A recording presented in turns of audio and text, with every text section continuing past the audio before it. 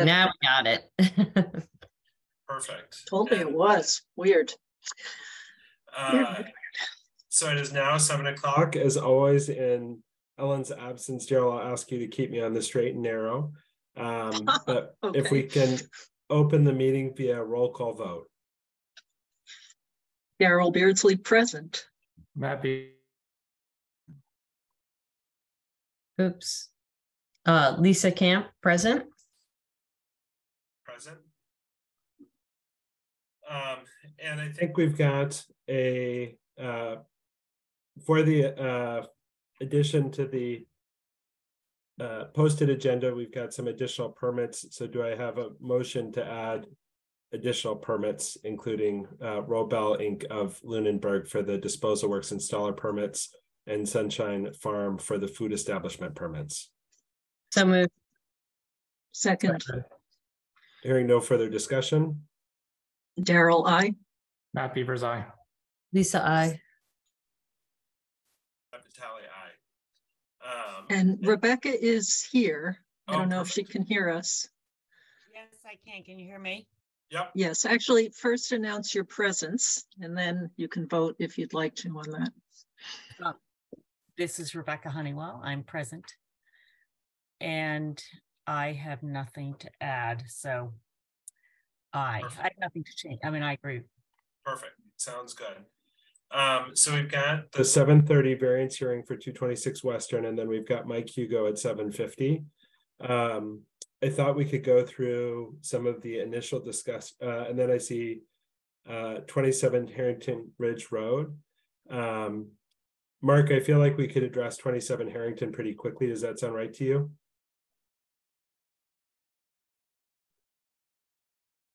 Yes, you can. That shouldn't take too long. In fact, it's very much in the spirit of our regulation. And so essentially the issue at hand here is that for our well permitting process, we require that the well and the use of the well be on the same property. In this specific circumstance, they'd like to run a water line from one lot to the other line to support a barn spigot. And I think the rationale is included on the letter here. I felt like a variance to our regulation felt reasonable to me in this context and certainly makes a whole lot of sense. I also think that in terms of setting a precedent, we have been As well. finalize that. We've been trying to revise the definition of property to be multi-lot or, larger project, something like that. So it would fit in with where we might be heading. Mm-hmm. And what I would recommend to the board, and just for the person taking the minutes, I recommend motions. I don't make motions, but I would recommend to the board that if you do decide on this, you require that it be in the same ownership of the lot that the well is coming from, and they be adjoining lots. Adjacent, yeah. Mm-hmm. And I suppose that if it's ever divided up, then that connection will have to be terminated, perhaps. I agree, and that it should all be noted because it is setting a precedent. First time we. So do I have a motion to grant a variance to regulation 2, section 2.3 to allow for a well on one lot to support a barn spigot at a adjacent lot under common ownership, conditional to the continued common ownership of these parcels and joint usage? So moved. Seconded. Any further discussion? Do we need to amend anything, just saying that it would actually have to be disconnected, or that's implied just by the continued common ownership? Yeah, I think that is a good point. And I think that what I was wondering is if instead of one lot, it just says one property, then we wouldn't even, perfect. Because it could be even more than 2 lots. It could be 3 lots. I mean, I think if one lot had the well, the other lot used the well, it would always be 2 lots in some scenario, but I think I like your property. So do I have a motion to amend the previous motion to reflect what was your language, Lisa, that this is One property, 2 lots. Yeah, because it's common ownership of one property with contiguous lots. So, Okay, conditional to common ownership of one property of Contiguous. multiple contiguous lots. Yeah. And if these lots were to leave common ownership, then the well connection across lots would need to be discontinued. Yes. Yeah. So moved. seconded. Or am I allowed to do that? I guess I am. I Yeah. think so. Any Okay. further discussion? No. Hearing none. Daryl, I. Matt Beavers, aye. Lisa, I.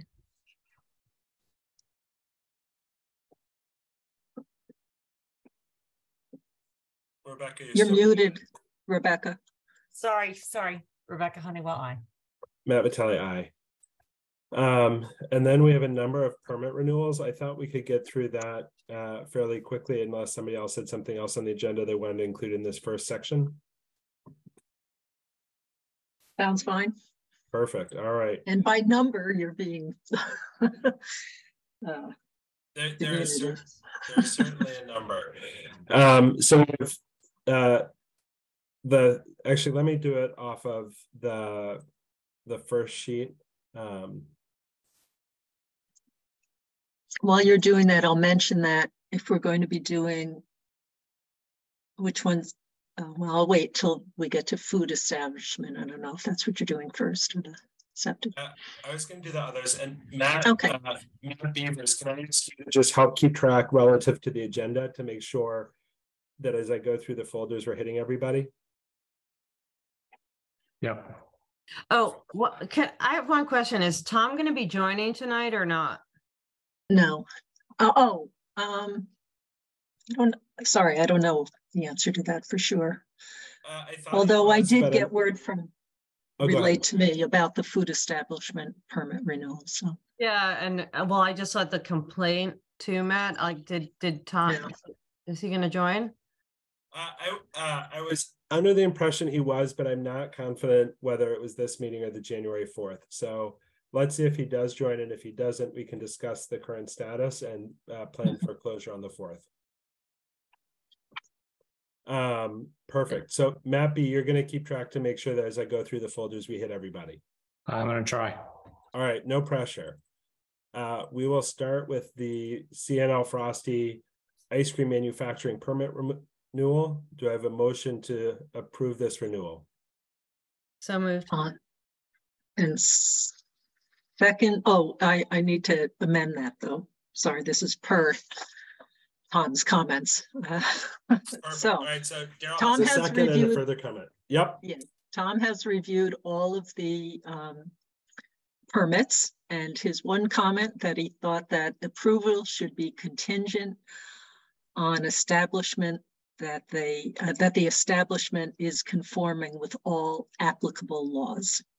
Okay. So Reasonable. Yeah. I mean, seems like that goes without Just if I saying. may, it's relevant to this. It's Mark. I just want to let you know Tom is going to be joining us in a okay. minute or two. Great. perfect. Mark, are you? Your sound's kind of going in and out. Is it just me or? No, I heard that too. I think it's on my side, and I apologize. We just got a new router. Let's see how it goes, and if it stays choppy, Mark, we might ask you to call in by phone, but we can see how it unfolds for the meeting. Sound good? Okay, we can't hear you at all right now, Mark. Just so you know. I don't think that bodes well, but whatever. Yeah. All right, so since we're waiting for Tom, let's switch over to the disposal works installer permits. Yeah. Hopefully we'll be able to hear from Mark. Perfect. So Can we do them as a like? Can we do them as a block, or do we have to do each one individually? I think we do it individually, but I'm not sure. But I don't have a strong preference. If they're all renewed, well, yeah, we usually do them individually. Okay, all right, just asking. No problem. Yeah. And Mark, are you with us still? Mark may be calling back in. So yeah. I'll keep an eye out. All right. So then while we wait for Mark, I'm going to just pivot to the MVMB well proposal, because I think we can sort of talk about that one briefly, and we'll have a larger discussion with the other elements of the well. Okay, we now have Tom on. Oh, perfect. Perfect. Tom. Just to make you jump through back and forth through the hoops. No, we're living the dream here. Tom, My goal is to change topics for the next 3 hours and not accomplish anything. Do you think we can do that? And you have Mark on the phone now. I apologize. No, no worries. That sounds better though. Thank you. Okay, you're welcome. Tom, are you with us? Good evening. Yes, I am. Perfect. Thank you so much for being here. Of course. So we were just going through the permit renewals for the CNL Frosty and the other, some of those renewals. And Daryl had mentioned that your recommendation was to make this conditional on compliance with the relevant laws. Is that accurate?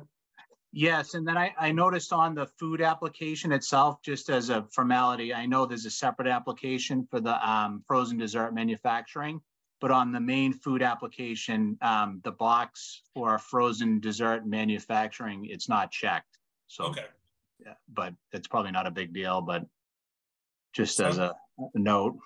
Sounds okay, good. We might condition it to receipt of a completed, with the checkbox marked, a resend, perhaps. Perfect. So let's go through those. And then actually, you know what? Let's do this. Tom, just because I don't want to keep you on, if we get into the variance hearing, can you just give us kind of a closeout for the work that you did with Heritage after the foodborne illness, just as that informs any of the permits that they've got pending? For sure. So I did go and respond after a report of a confirmed CAMPI diagnosis of a person that had eaten there in other places, home. They ate there in early November. So I did a follow-up inspection investigation on that. There was a few things, a punch list I gave them to do. I did request all pertinent invoices associated with the food that was implicated, as well as a copy of their employee health policy, which they did provide all the requested documentation. I did send it to the public health nurse, and she scanned it up into Maven along with the inspection report. And I did conduct a follow-up visit there. I believe it was December 5th. I might be mistaken, but I can look at the inspections.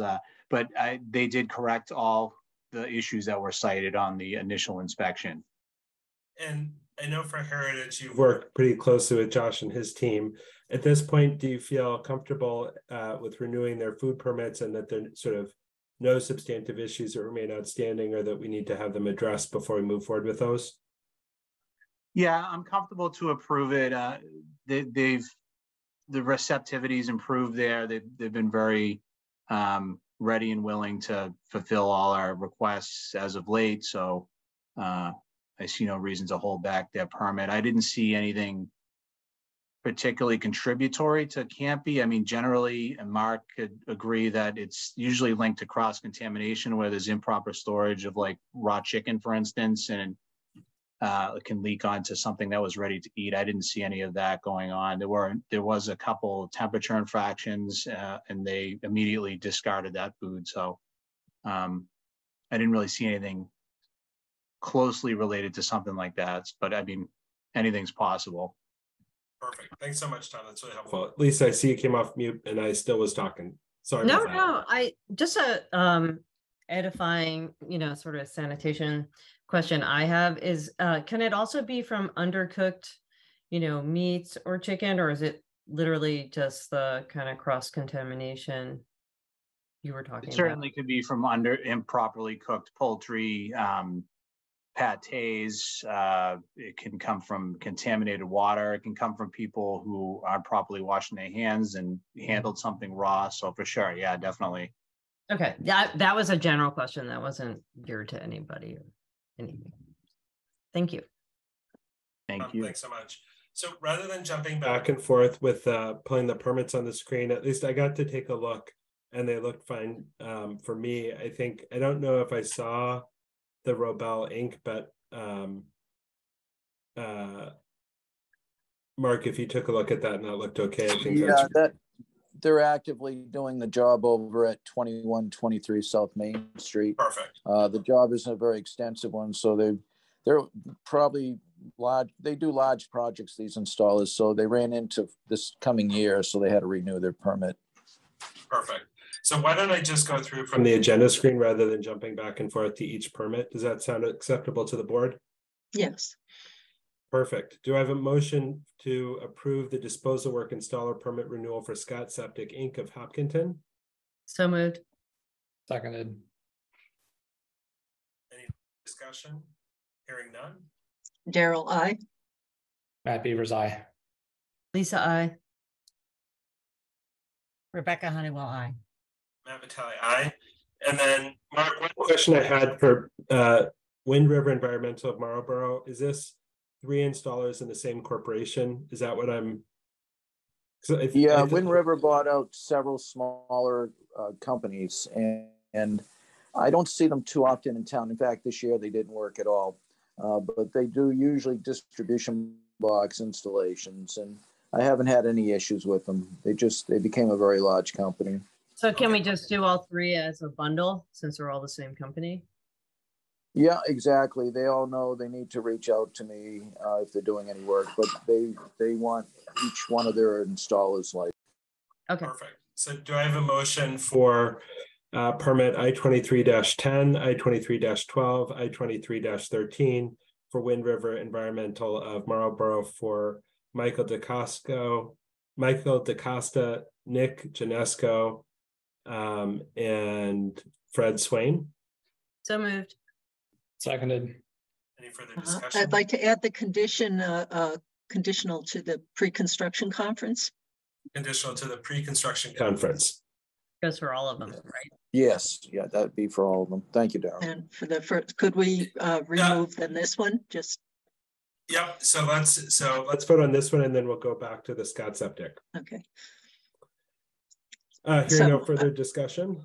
Nope. All right, Daryl, I. Matt Beavers, aye. Lisa, I. Rebecca Honeywell, I. Matt Vitale, aye. Do I have a motion to replace the previous vote on Scott Septic Inc. of Hopkinton I-23-09 disposal works installer permit renewal to a motion to approve their disposal works installer permit conditional to pre-construction meeting? So moved. Second. No further discussion. Daryl, I. Matt Beavers, aye.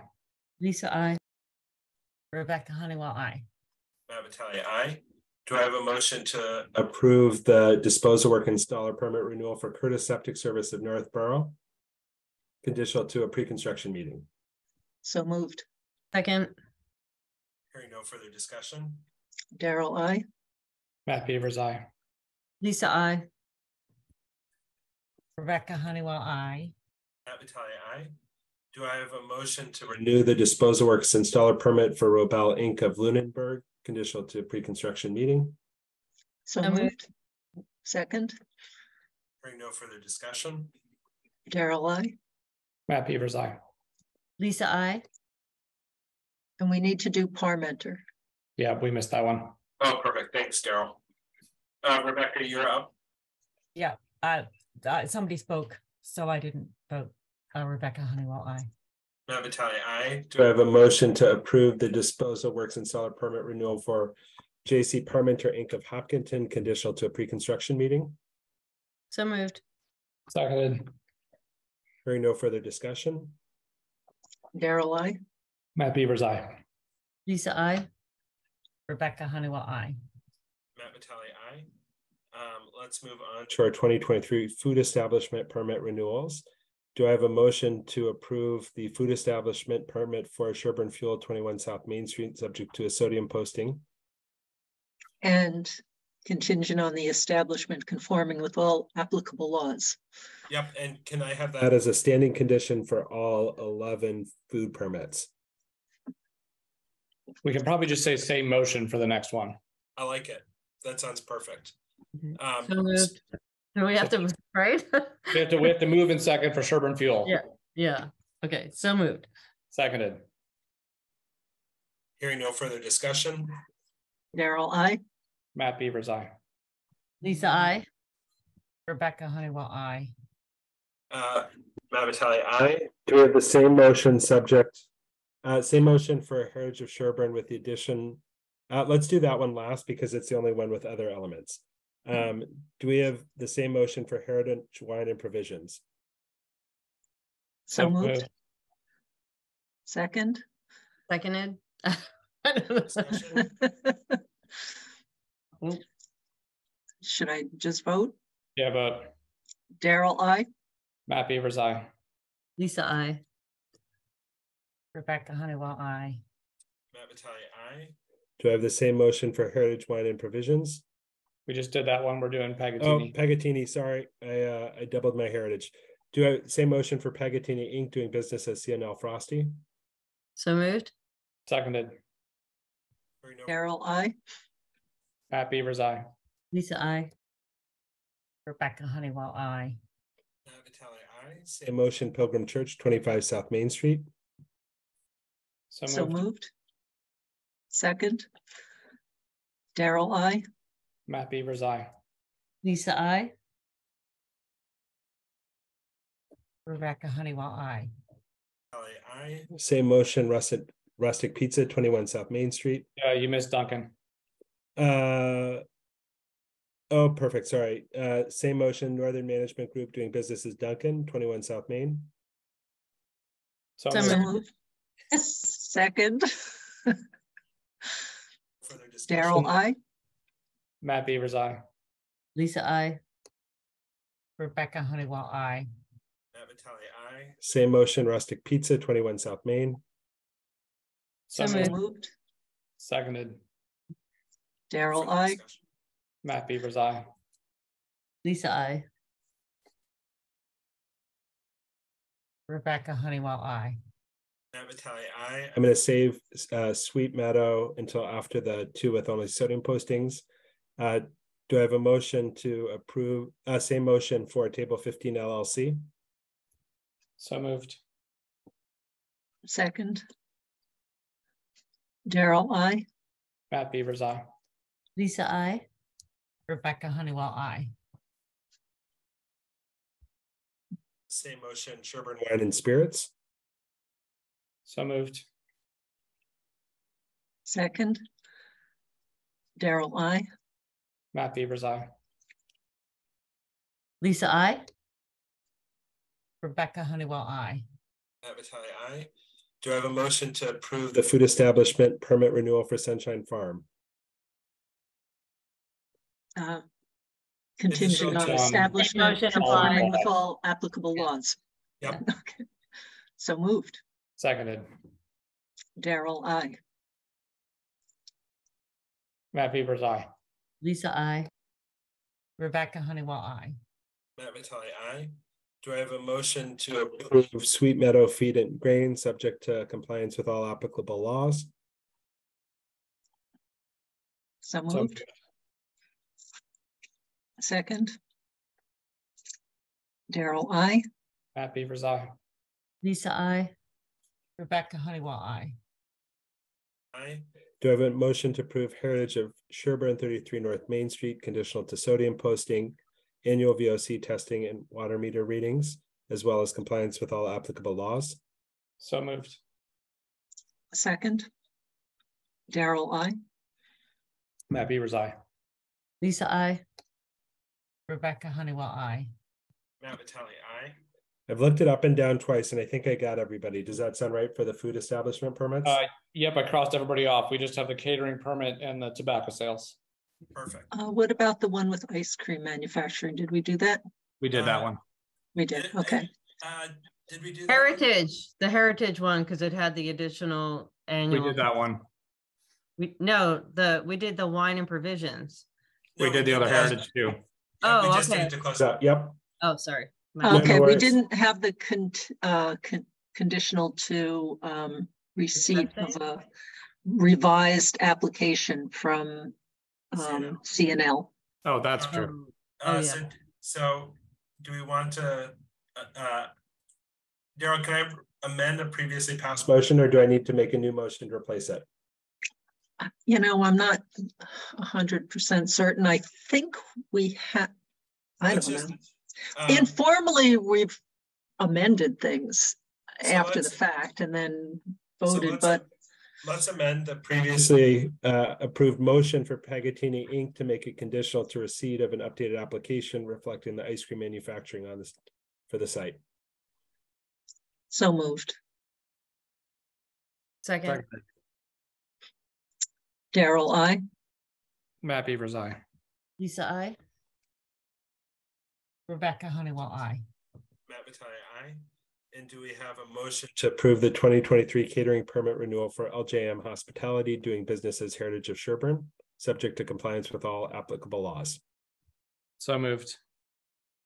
Second. Daryl, I. Matt Beavers, aye. Lisa, I. Rebecca Honeywell, I. Matt Vitale, aye. And do I have a motion to approve the 2023 tobacco and nicotine delivery product sales permit renewal for Tejas Patel doing business as Sherborn Wine and Spirits, subject to compliance with all applicable laws?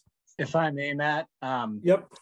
regarding that application, it just has the name of the owner and not the name of the business on it. So we need to have that filled out with the name of the business. Okay, so let's have that also conditional to receipt of an updated application reflecting the name of the business. So moved. Seconded. Daryl, I. Oops, so Daryl, I. Matt Beavers, aye, with the usual comment that smoking is bad for you. Lisa, I.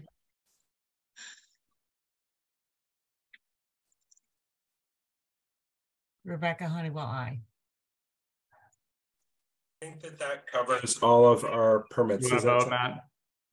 Oh, Matt Vitale, aye. I was so excited to close out. I thought you were just joking.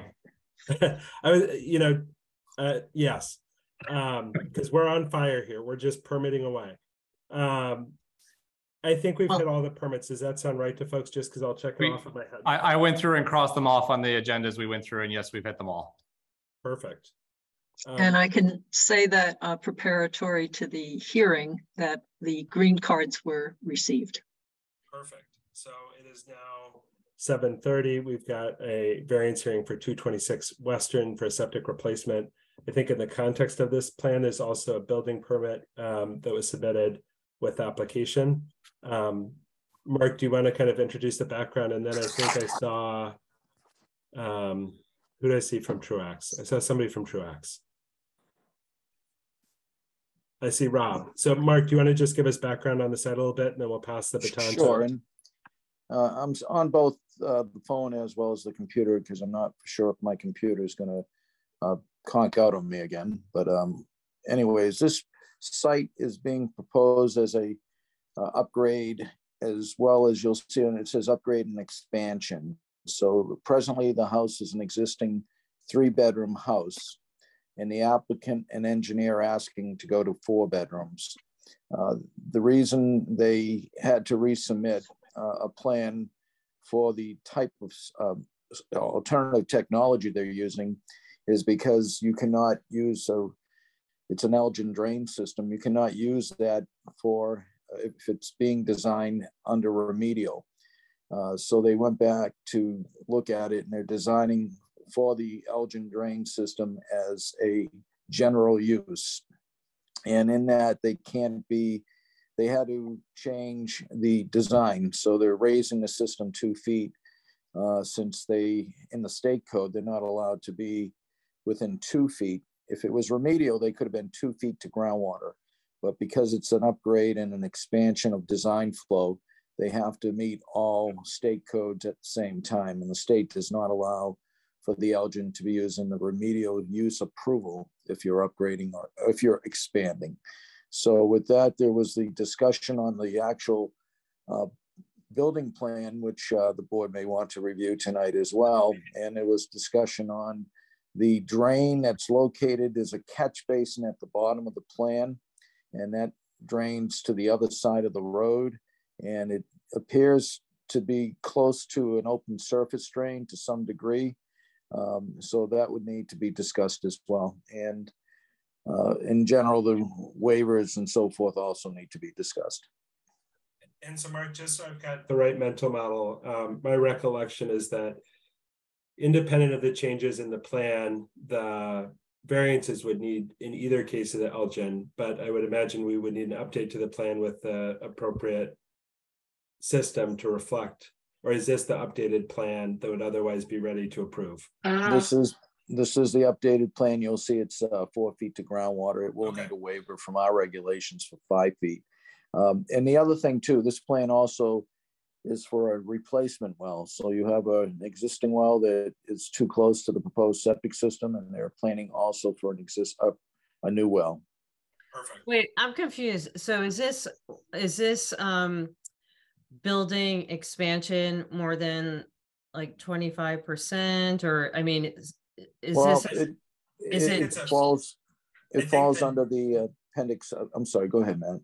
I think the amount of change for the building would definitely trigger the need for the system to be compliant. I think that the context of replacement is a failed system, if I recall correctly. That is correct. Yes. So, but it's a replacement because of a failed system. So they're going for a larger system. I get that. However, but what were you saying, that it can't be a remedial? Yes. In the state, when they approve these alternative technologies, they have different categories. One being remedial, which is for repairs only, no increase in flow. They also approve these type of alternative technologies under what they call general use. And in this case, because they're expanding the house to an additional bedroom, so additional design flow, they cannot use remedial approvals. So they have to look at the requirements under general use approvals. And that's why they had to change the plan out and raise it 2 additional feet to meet the state code of 4 feet to groundwater. Right. That was the major change. And the other thing too is, in our Appendix A, we have a section called demolition reconstruction, and that's their intent. So the intent is to demolish the house, but as I told the homeowner, that you need to install the system and get a certificate of compliance, both for the septic system and for the new well. Then you can demolish the house and then you can reconstruct it, but not until then. So there's a few steps ahead of them. All right, I guess my only question is, so I just want to make sure I understand, was this system in failure? Did it fail Title V that precipitated all of this? Yes, because they tested back in September or end of August. I think it was September, and it was considered failed. Okay, that was my only question. Thanks. Perfect. And Rob, I mean, the site layout seems fairly straightforward. I'm happy to have you walk through it a little bit, and I think the board will probably discuss the catch basin element a little bit as it relates to section 10.3 for us. Sure. So for the record, I'm Rob Truax, GLM Engineering Consultants. So yeah, to give you a little history of the site, it is a failed septic. There was an old cesspool in the front. It's in the groundwater now, so it didn't pass Title V. There's an existing well behind the house, which we're going to replace because of the new system. So as Mark said, we're asking to put in an Elgin drain system. However, we're trying to do that under general use.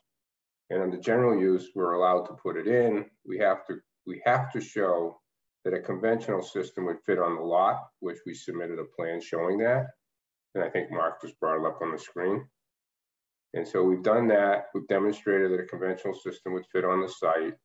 And then you will not get the reduction to groundwater, which under the remedial use, we can go 2 feet from groundwater to the bottom of the leaching field. But with their general use, and because they're expanding 1 bedroom, they're not allowed to get that reduction to groundwater. So the system had to be raised. So we have to have 4 feet of separation to the bottom of the system to the groundwater. We do get to use the Elgin under general use, and we do get a reduction in field size under the general use, but we don't get the groundwater reduction. But we can use it for general use. So they are looking to expand the house from a 3 to a 4 bedroom. They're basically, the house is in failure. Right now it's unoccupied. They're getting ready to do work on it. They did go to ZBA for a special permit to put the proposed additions on the front and back. They're expanding the garage on the front. You can see it's jetting out, and then they're taking off the old porch on the back and putting a new one. And because it doesn't meet setbacks to current zoning, the house doesn't meet setbacks to current zoning. So they had to get a special permit for a pre-existing non-conforming. So they did that. They went to ZBA. They have that permit. They were approved. So now what we need is the waivers we're looking for from the Board of Health would be the that your regulations, we have to have 5 feet to groundwater from the surface in order to put a system in. We can't meet that.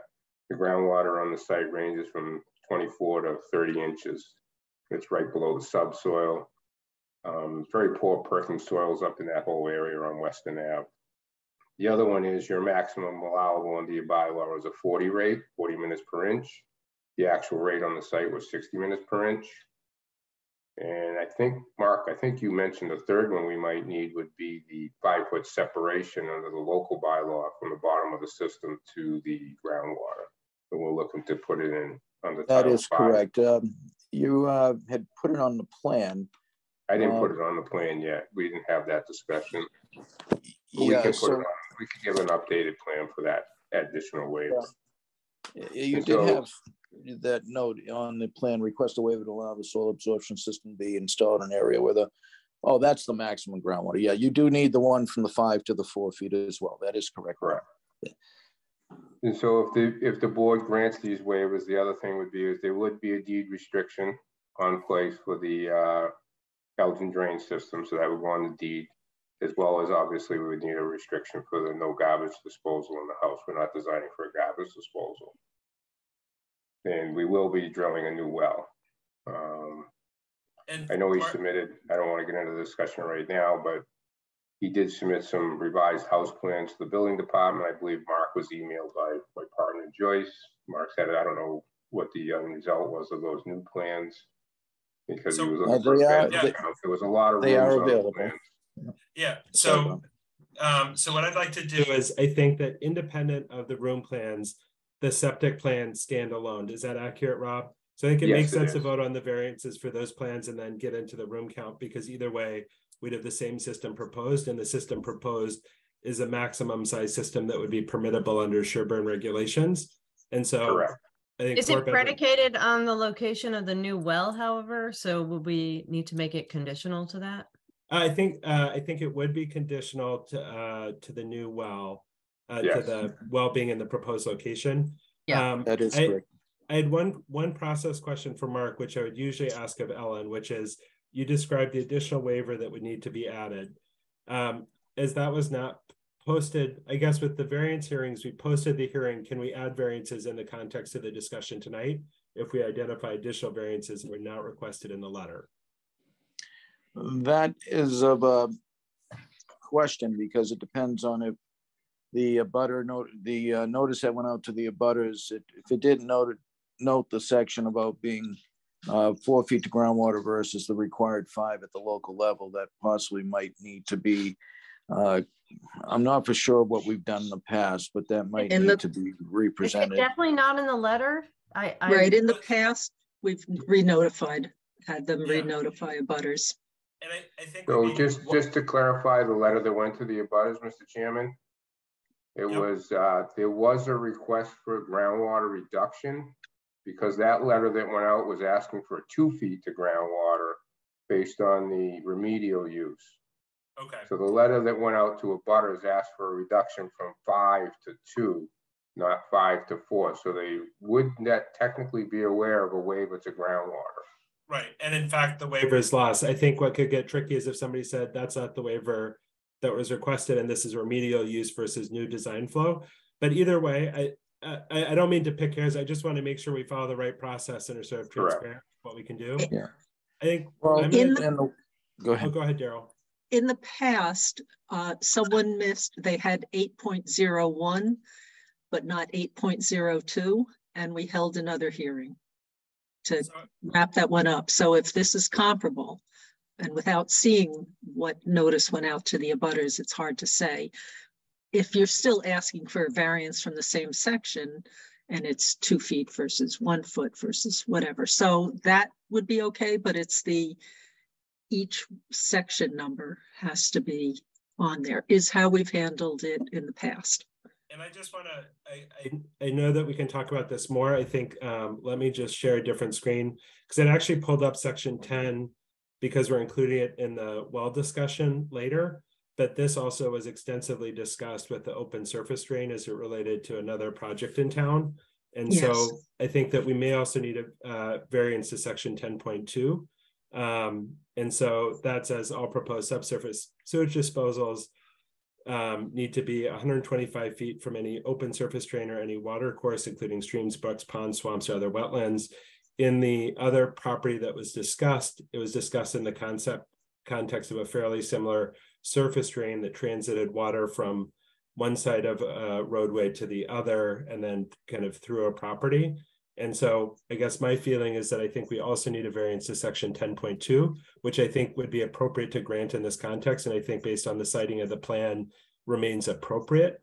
But I do think that to be consistent with how we handled that property and a fairly extensive discussion around it, we probably need to have a variance to that for this one as well in the setting of the catch basin that I think drains water from one side of Western to the other.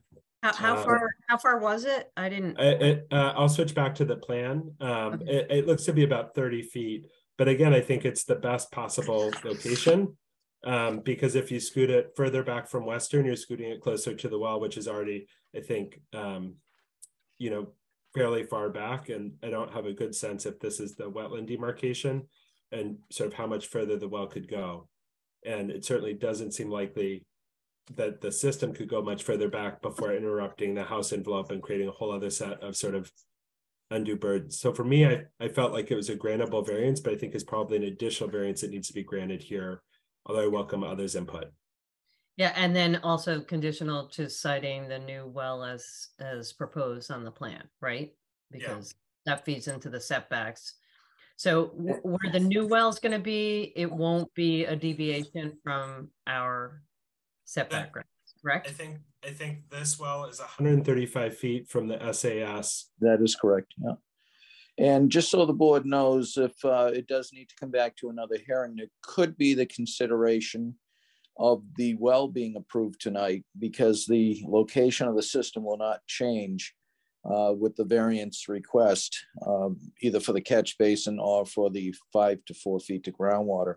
So there is the opportunity tonight if they want to get started, because they do need to have that well drilled and approved before I can approve the septic system. It can be constructed but not connected. So it would give them the opportunity. The homeowners are here listening, just so the board knows. It would give them the opportunity to at least get started while we're processing the next hearing. I think that makes sense. I think my position, again, I know that time is always sensitive for everybody on these plans. It's finding that balance. I think that in terms of notification for abutters, I think that's an important duty that we have, even if the changes are pretty minor. I think we want to err on the side of notification as we're working on behalf of the town. And so I do think that we need to, independent of the discussion of the catch basin, which I think is an important one, I think the 5 foot to 4 feet and the general versus remedial use are important things to get in an updated letter. I'd be comfortable voting on the existing variances to get that piece done and processed so that in the future we just have those 2 additional variances to consider. Are folks comfortable with that? And then we can approve the well and get something scheduled for the follow-up variance for those 2 other issues. So I'm comfortable with doing that. I'll note that Mass DEP is, what's the word I'd want to use? Adamant or dedicated to a abutter notification. So it's not really an optional thing for us to have the additional notifications, or it could be optional, but I don't think it's the right thing to do to not do that. So that would be one thing. And then I think there's one thing I'd like to ask is that GLM presents something about the dynamics of the open drain relative to the SAS, where a little unclear on the specifics of why that was included in the regulations, but I believe it could be because water flowing nearby might become contaminated with effluent from the SAS, and then it's surface water and it's human exposure or kids playing in the drain or what have you. And given that there's not much elevation change between the two, that might work in its advantage, but I'd like to hear something from the engineer on an evaluation of whether there are risks posed or not, given the circumstances of the site. And I think this is okay. I'll talk a little about the drain if you don't mind. Oh, sure. Rob, do you want me to have the plan up, or what's best for me to have up? You might have to talk about it again at the next meeting, No, so you fine. can, That's and we fine. can have something to think about. But so I guess my first question is, you know, it's a catch basin, and it picks up surface drainage from the street and discharges it to the opposite side of the street, so we don't get puddling. But so you're under your local bylaw, you're calling that an open surface drain? So what I would say is, I think we are, and part of the reason it's relevant is because we had another property that we considered in the last year where this was a fairly extensive discussion about that property with lots of back and forth. And I think that it's one of the other things that's really important for us is that we treat all property similarly with similar circumstances. And so I think that's the other part. There were some parts of that property I was just curious as to why. So that the only thing that would do is, though, that's going to, every catch basin in town eventually discharges to an open water source. So every catch basin in the street would technically come under that definition if you're gonna enforce it that way.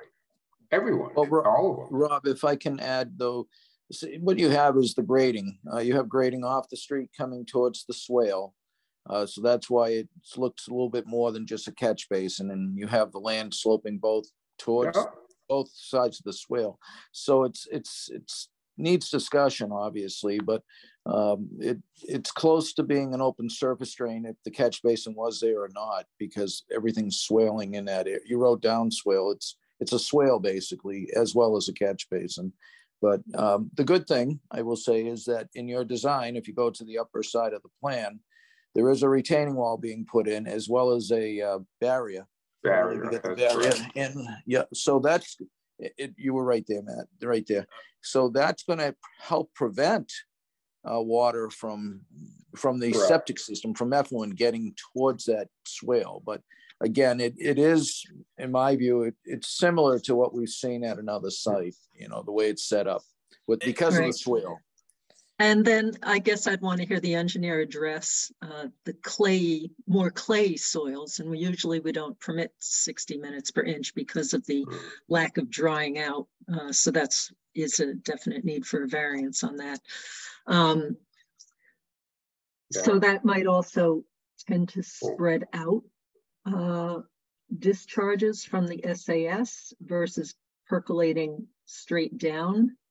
We don't know what the dynamics are. So I'd just like to hear some of that next time or now about that issue. And there aren't these kind of drains everywhere in town, just as a little note, Rob. So we don't see it all the time. We don't have them every place. But we do certainly have a lot of water bodies and streams and wetlands. And so it's akin to that.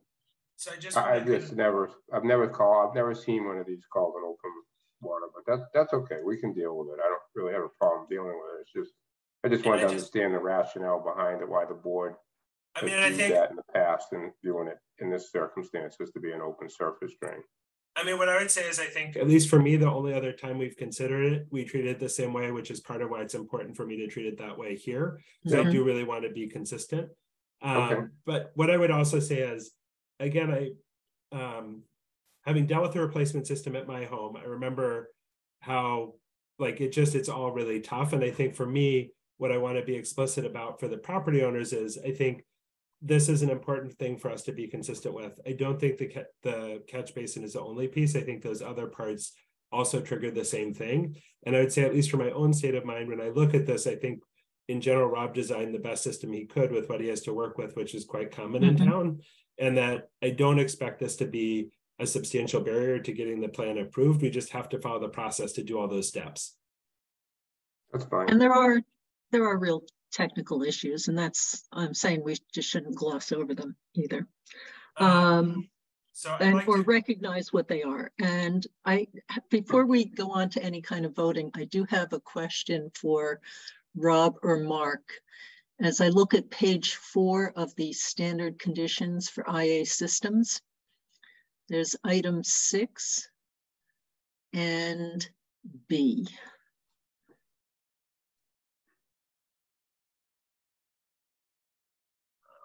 Which one is that? So page 4. And then there, 6B says that the must be approved by the approving authority, and the site must meet the siting requirements for new construction. So this is under the heading of for new construction or increases in flow.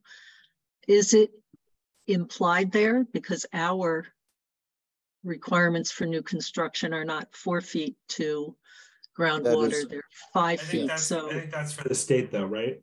Yeah, and it is, I will say, I get a little bit stopped on that one too. But because this is the state approval for the IA technology, this system that the other system that we have on the 3rd page or the 1st page of the plans, that conventional system would meet all state requirements, but not local. So when they worded this, were they talking just about a compliant system at the state level? I would expect, because this was a state approval, that's what they meant, but it would not meet. A conventional system would not be able to be put on that property without waivers from the local Board of Health. And I think, Rob, your position is that the Elgin, the reason you picked the Elgin is because you think it would do better than a conventional system would do on that site.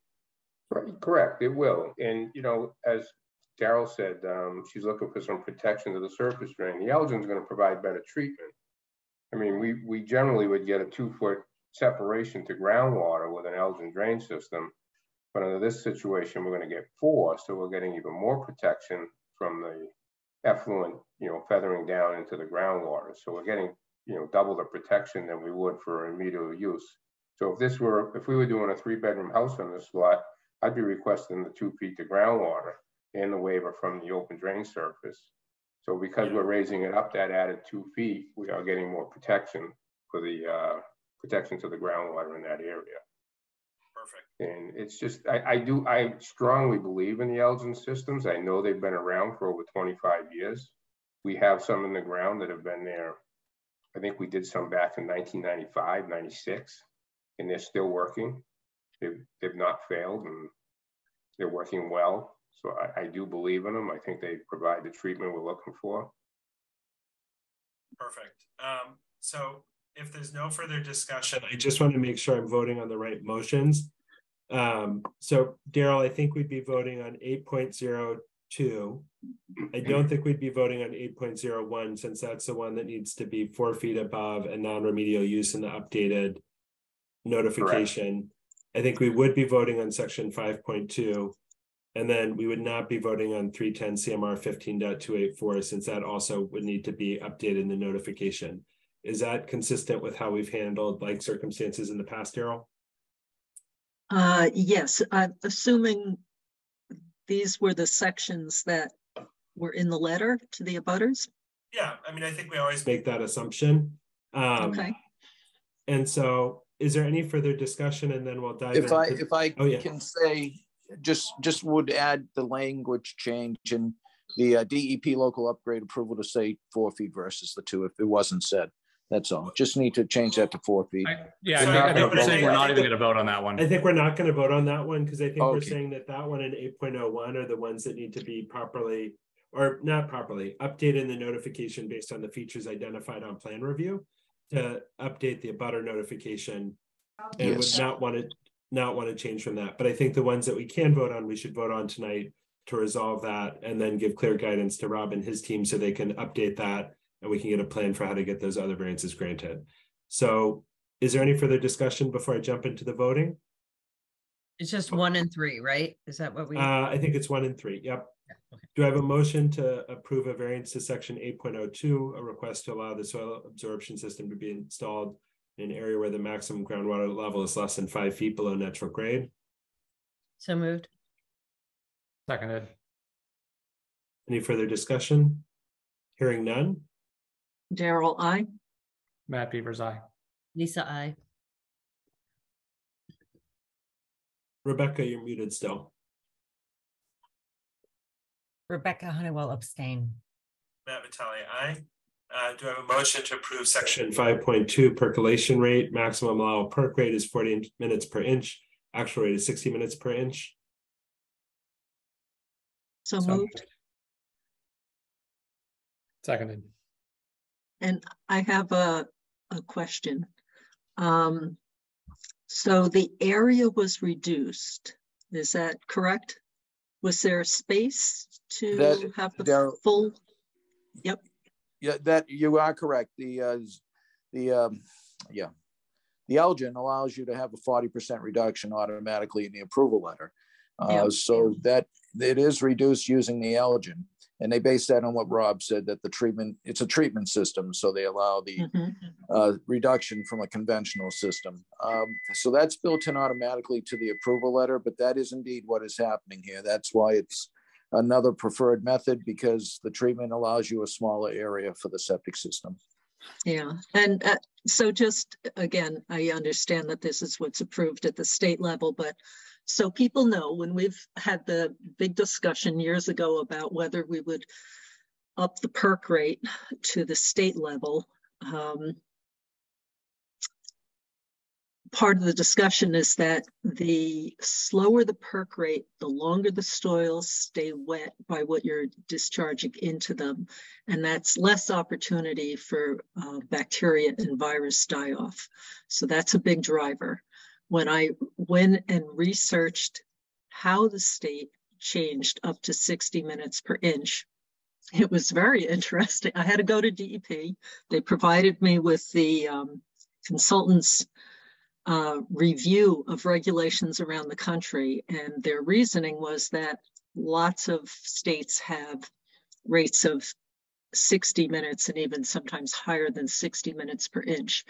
But it turns out often those were in states where, because they had such clay soils, their systems were surface impoundments for aerobic treatment. So the consultants did not read those reports carefully. They saw 60 minutes per inch and they ran with it. So anyway, just wanted to bring that up now as illumination, and it's in a way too bad, but I'm sure there's space constraints, so that 40% reduction is really significant. Hopefully it will not overwet. Thanks so much, Daryl. I can't remember if we've got a motion and a second. Yes, we did have, and then that was the discussion. Out of context, perfect. Thanks, Daryl. Hearing no further discussion. Daryl, I. Matt Beavers, aye. Lisa, I. Rebecca Honeywell abstain. Matt Vitale, aye. And so for the so I think those are the ones we can vote on. We'll get an updated letter that requests a variance to section 10.2 as it relates to the open surface drain, and then the general versus remedial use with the 4 feet separation for 310 CMR 15284 and section 8.01. I think that, so we don't have plans to approve for Mark. I will. If I could, Matt, and it's up to the engineer and the client, but and the board, obviously. I could recommend the approval of the new well and the abandonment of the old well, if you so wish, you know. Yeah, that sounds perfect. Do I have a motion to approve the well as listed and the abandonment of the old well? Hold on, is that part of this hearing? Or yes, this separate? Is for the well, not part. Oh, you're right, Daryl. It's part of the approval. So we should close this hearing. Did we close it? Yes, good point. Okay. Very good point. Close it. Do you want to close? Do you want to close the hearing, or do you want to table it until? I guess that was my question. Continue. You're right. We need to continue the hearing to. Oh dear me! Without Ellen. January 4th, our next meeting. Date and time certain. Oh, that's tough. Yeah, and then the other thing is, can Rob notify the abutters 10 days prior? You know, our next meeting's January 4th. And no, that's too soon. 4th. Yeah, that's important. Impossible to meet that. Well, I don't think I can do that. What's the date today? Today's December 22nd. Well, if I sent them out 21st. Tomorrow. Yeah, you're right, Rob. No, it can't. It have to be January 18th. Yeah, January 18th looks like a good date. And that way they can stay, if the board so wishes to approve the well, they can at least get active with the well installation. Right, right. So okay, so let's take a shot at it. On the waivers. Sure, go ahead, Rob. So the new letter I'm going to write, I am not going to include the 2 waivers you just voted? Correct. Okay. You're just going to include the 2 as it relates to the Elgin and general versus remedial use and the section 10.2. Gotcha. Okay. Yep. Rob, if I can add though, if I was in a butter, I might get confused on what's going on at this property. You may want to put in summary, but that there was a hearing this night and the other 2 waivers were approved. You could note them, you know, just so the abutter knows what's happening here. I think that's a good idea. Okay. We can do that. Is that a butter? You're actually. There's only really one a butter. The town of Sherborn's on one side. There must be across the street, though. Yeah, that's that's that big farm. Right? Silverwood Farm. Yeah. Yeah. And so I think independent of whether this sort of abutters here or other pieces, I think we just need to follow our process with the green. No, I know. I just didn't know if they were here though. I was. Oh, that would be real nice because then you could be like, no, guys, you're here. You saw it happen. Then they know what's going on. I wouldn't have to explain it in the letter. Yeah, that makes a lot of sense, Rob. Daryl, am I continuing this to the 18th or are we closing? Yes, except Ellen mentioned that there are 3 hearings that night already. So if we do 7:30, 7:50, 8:10, so that brings us up to 8:30. Did I get that right? Yeah. I would be enthusiastic to, like, I just want to get this voted on for these guys. And so even though it's on the late side for variance, I'd love to keep with it as long as we've got a slot we can give them, we think. Yeah. I could send the letters out tomorrow. We could do the 4th. I think let's just stick with the 18th and just do 8:30. Does that sound right, Daryl? Yeah, because I think mail at this season is maybe going to be pretty tough. I just want to make sure that when you get the next bounce, we're done. So we will continue the hearing to January 18th at 8:30. Okay. Perfect. So great. Now we have the well. Yep. And also the building plans if the board has the time tonight. I think for the building plans, we've got a 7:50 appointment with Mike Hugo, who I see here. So I think we can approve the well, but then I think we need to go to Mike for the time that he is scheduled to join us and then can revisit the building plan since that is not part of the scheduled variance hearing. Yeah. What I would recommend to the board then is that the well shown on the plan be approved. It's 135 feet from the proposed soil absorption system and conditional to the old well being abandoned by a licensed well driller. Perfect. Do I have a motion to that effect? So moved. So moved. Second. Hearing no further discussion. Daryl, aye. Matt Beavers, aye. Lisa, aye. Rebecca Honeywell, aye. Matt Vitale, aye. And then Leonardo, I see you on there. Our next appointment scheduled for about half an hour. So my best guess is around 8:40 is when we'll be back to kind of talk about the building permit piece. So you guys are certainly welcome to stick around for shared municipal services, but you can also rejoin at 8:40 and we'll keep an eye for you in the participant room. Okay. Thank you.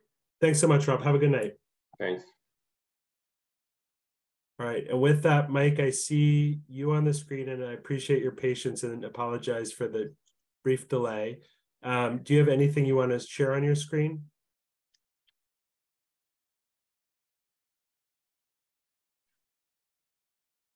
And it is possible that the suspense is killing Mike. So maybe Daryl, if you can start to introduce the topic. Yes, I will do that.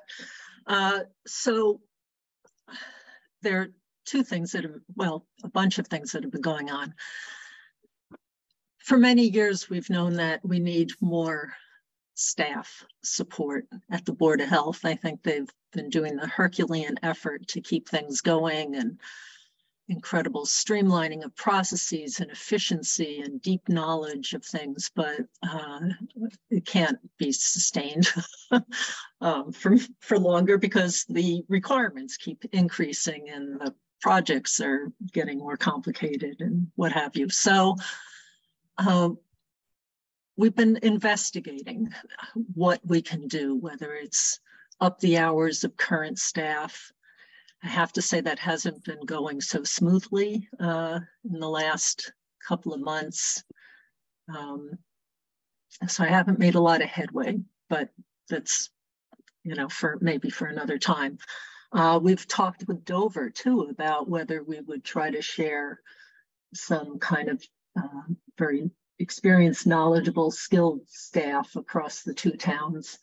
And, but we both had really wonderful septic inspectors that knew our towns well. So there wasn't some ease of streamlining there. And I think Kay Peterson is on tonight too, chair of the Dover Board of Health, listening in, and can certainly weigh in, but they have also hired someone new over there. So they have some additional staff. And that led to some discussions with the MAHB and the shared services program that's going on. And so that's what Mike Hugo is going to be describing to us tonight, and how Sherborn might be able to get supplemental aid. I believe that it needs to be things that we don't currently have staff doing. And I see Mike on camera. Yes, I'm here. I'm here. Hi, great. So you can explain more of the details of what that might mean for us, and then we'll see what happens.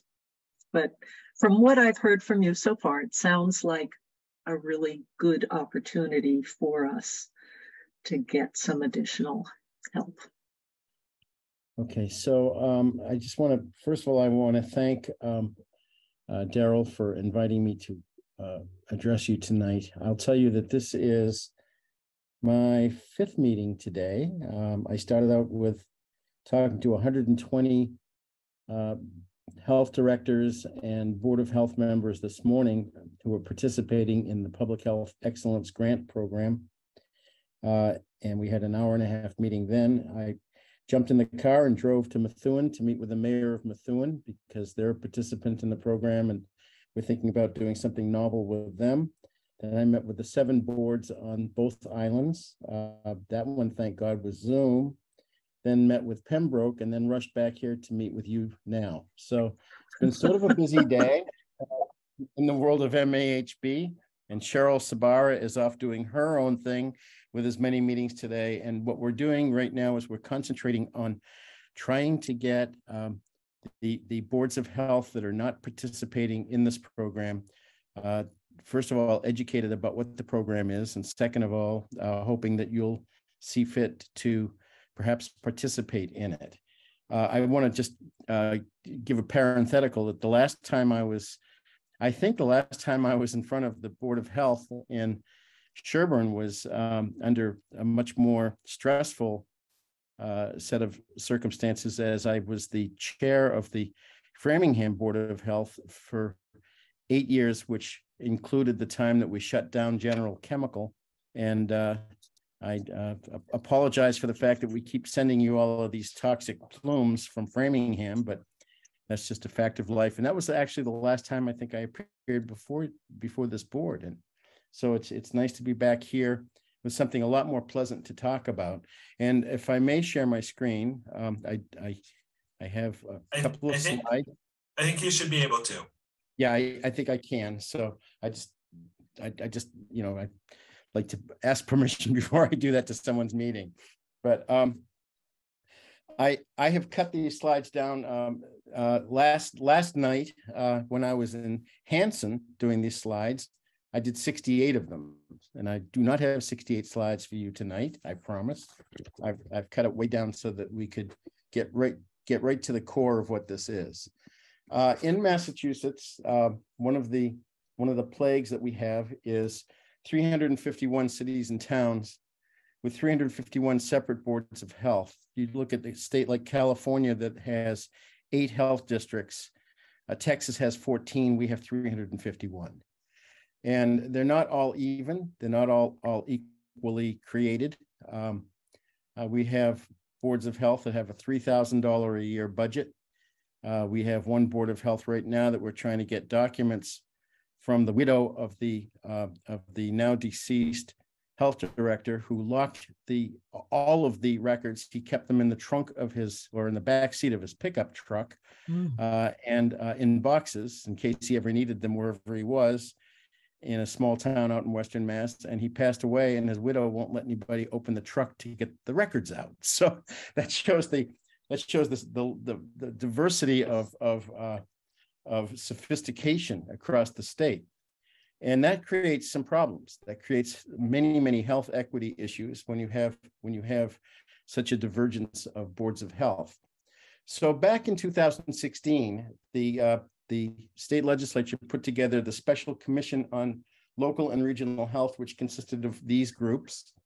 And MAHB was one of the participants. All of them below Mass Taxpayers Foundation, from there down to the bottom. Those groups are called the Coalition for Local Public Health in Massachusetts. And we meet every other week to discuss health policy issues, legislation, funding for boards of health, state funding, federal funding, applying for more funding and all of that, and advocating for new laws. And we're now, since COVID, and during COVID, we met every single week, and now we're meeting every other week. The special commission got together and came out with these findings, basically saying that there's just no centralization whatsoever, which we all know, 351 cities and towns, all of them wanting to do home rule, all of them independently elected or appointed boards of health. You have different regulations than we have in Framingham on several things. You have different ones than Ashland does. We all have our own little quirks in our regulations. And so they're totally autonomous boards. And that's an important factor. And as MAHB, we are the voice of the boards of health at the coalition. So we represent the interests of the elected and appointed board members. And we are jealously guarding the fact that if the Board of Health in Sherborn wants to have a regulation that's unique to Sherborn, they have every right to do that. And we would not be sitting here with you tonight if that was going to be affected by what I'm about to talk to you about. So the recommendations of the special commission were basically to increase cross-jurisdictional sharing of services. And the feeling was that if services could be pooled, we could get, you might not need a full-time animal control officer, or Framingham might not. You might not need any more inspectors. You might not need a housing inspector, but you might need maybe a housing inspector every few weeks for something. So why carry that person on your payroll? So the idea is to share resources, which are mostly people, and share the costs. So that was the recommendation. This again is the coalition we just talked about. So the program that I'm going to talk to you about right now predates COVID. And what COVID did for us, aside from driving everybody in public health crazy, was it drove us into the headlights. Everybody now knows that they have a board of health. Lots of people now understand what the powers of the Board of Health are. As I go across the state on these presentations, I've actually had to have a police escort take me out of one of the meetings because one of the Board of Health members offered to continue the discussion of individual liberties versus masks with me out in the parking lot. And I don't think I'm a wimp, but when there's a guy who's in his mid-30s and he's about 6'4" and he says, let's continue this in the parking lot, I have a tendency to go into the office and shut the door and wait for the police to show up to help me get to my car. So that's how heated it gets in Massachusetts. We see this in, when you turn the news on, you see this in Arizona, and you think it's only taking place in Texas, but it's not. It's taking place here in Norfolk County, Middlesex County, Plymouth County, wherever, in Eastern Mass, much more so in the central part of the state, much more so in the southeast part of the state. So along with the increased visibility that we got from the public, we also got a lot of increased visibility from the legislature and from the governor.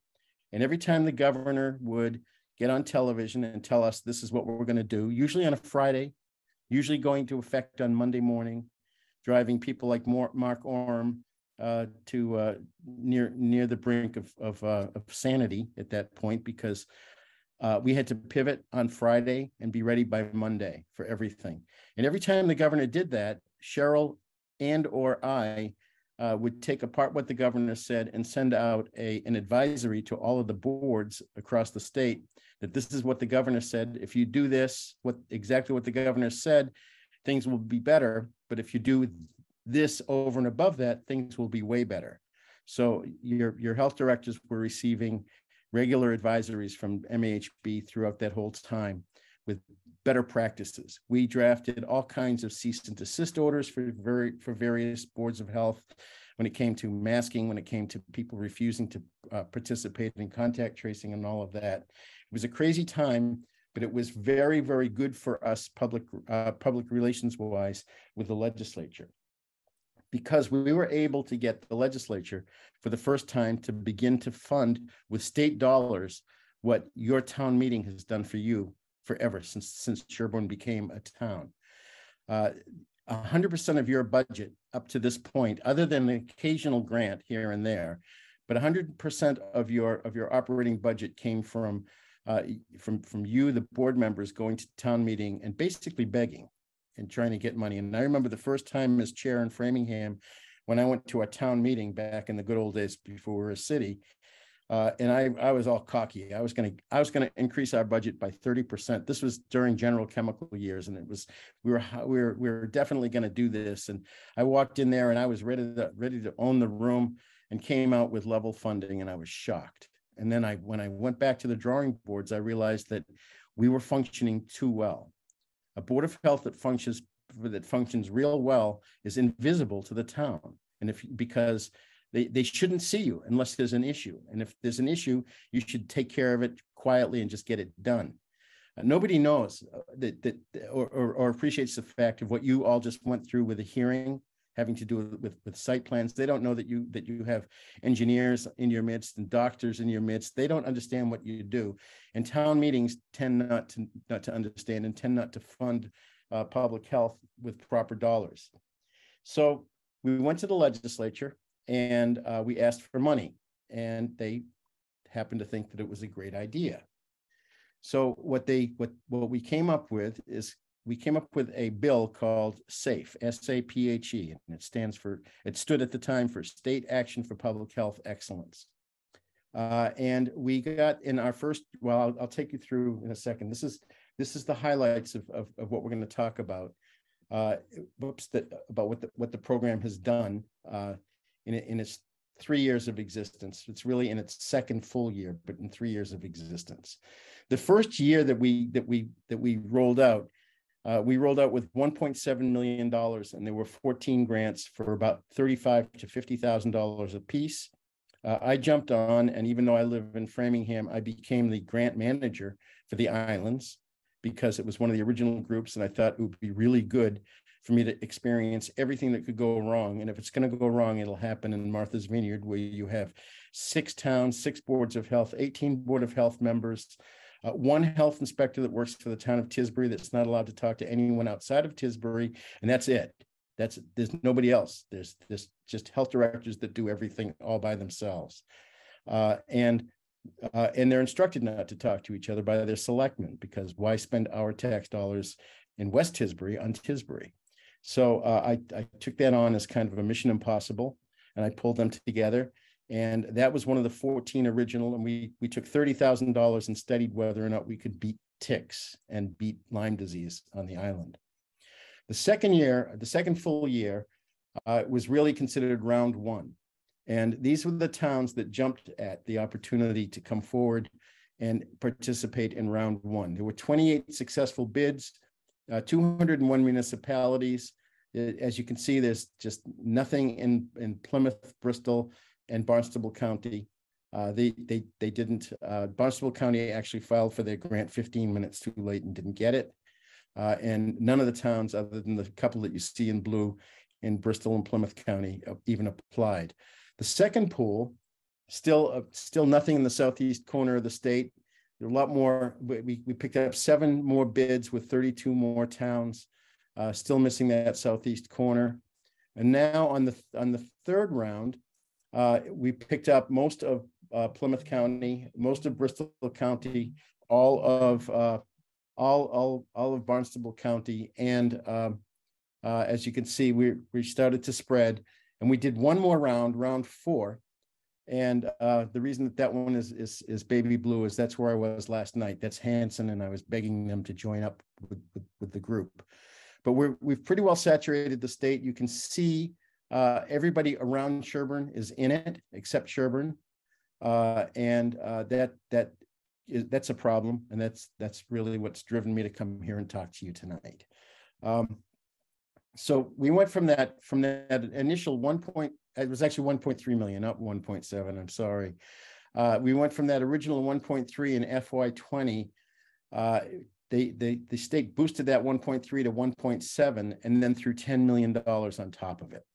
And that $10 million was what we were able to roll out and make that first map that had all of these on it. And then the second year, we went back. We got a little brave. We figured we'd combine the 10 million with the 1.7, and just for good measure, we'd ask for another couple of million. So we asked for $13 million on FY22. And Senator Spilka called me up, and she asked if something was wrong with me. And I said, no, not that I know of. And she said, because I don't think you asked for enough money. Now, I've never heard a state senator call anybody and say you didn't ask me for enough money, but that's what happened that year. And so this year we went back for level funding, and the $15 million a year is now a permanent line item in the Department of Public Health's budget. So subject to appropriation, if they're going to fund the Department of Public Health, we're going to keep this program going forever, we hope. And what that does is it created the totality of what you're looking here, which is 321 cities and towns in 50 groups. And so we were able to, let me back up 1 second. We were able to get the funding at $15 million a year. What each group does with that is completely up to the group. Nobody's telling them who they have to hire or what they have to do with it. It just can't be used to replace existing programs, and it can't be used for anything other than supplementing public health functions within the boards of health. So this is money to be put on top of your existing budget that you have right now. Now, that's not really enough money to do everything. That's enough money. What happens with each of these groups with the $300,000 a year is what each group gets. Is that the groups get $300,000 a year, and they generally, what we did on the Vineyard is they pay me a small stipend to be their grants manager. I don't really need to be paid as an employee like many of them have, because I have a day job, and I'm using them as much as they're using me, so that I get the experience base to come and talk to groups like you. And I can tell you that I've lived through almost everything that could possibly happen as their grant manager. So it gives me credibility in the field. But most groups are hiring a 0.5 full-time equivalent as a grant manager. Most of them are hiring a nurse. Most of them are hiring some kind of inspector that I'll talk about in a second. And many of them are hiring either a community health worker or some kind of a psychological worker, social worker, public health educator. Maybe some places they're hiring somebody to deal with substance use disorders. The inspectors could be a food inspector. They could be a Title V inspector. Some of the towns that we work with, like last night when I was in Hanson, they have 3,500 houses on septic and well. I was in Pembroke last week where they have, I think there are 8,600 septic houses in that town. So some towns have extreme needs for Title V inspectors over and above what they have. They just can't keep up. And if you can't keep up, that's the definition of what this grant will do for you. So, so over and above that, we went back to the legislature. You recall that there was some ARPA money that your town got way back in the beginning of ARPA. I guarantee you, without even asking, I haven't asked anybody, Daryl, I didn't even mention this to, but I guarantee you that if you got any money whatsoever from your town, from your Board of Selectmen or your town manager, from that ARPA money, it was less than 5 figures that you got. Nobody got a lot of money from that. And the unfairness is that the ARPA funding came from a public health catastrophe, and public health got $0 from that first round of ARPA. So we went back with the coalition to the legislature and we said, we need $250 million over 5 years. And we want to build a whole new infrastructure in Massachusetts for public health.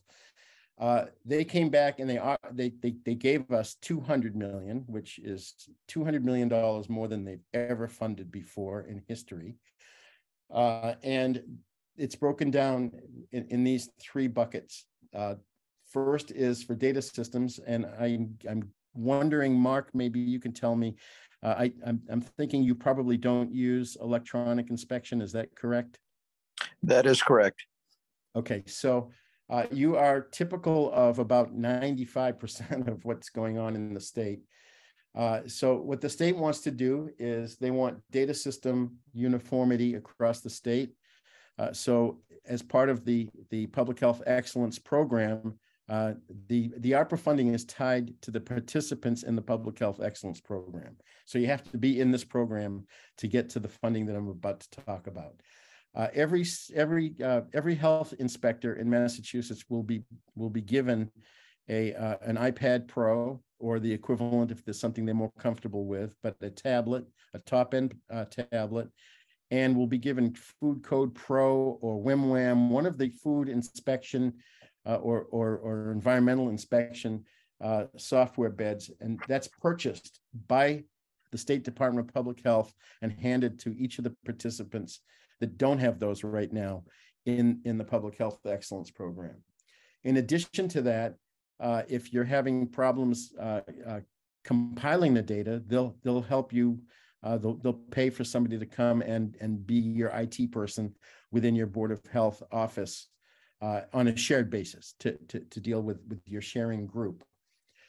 In addition to that, the state will be collecting some of the raw data, not looking for like the name of the restaurant that failed or anything of that sort, but we'll be looking to see how many inspections are done, how many re-inspections, how many failures, how many restaurants are closed down, how many tobacco establishments are fined for how much, how many fines each one of those establishments has had, just so that they can get data, because nobody has data right now in Massachusetts.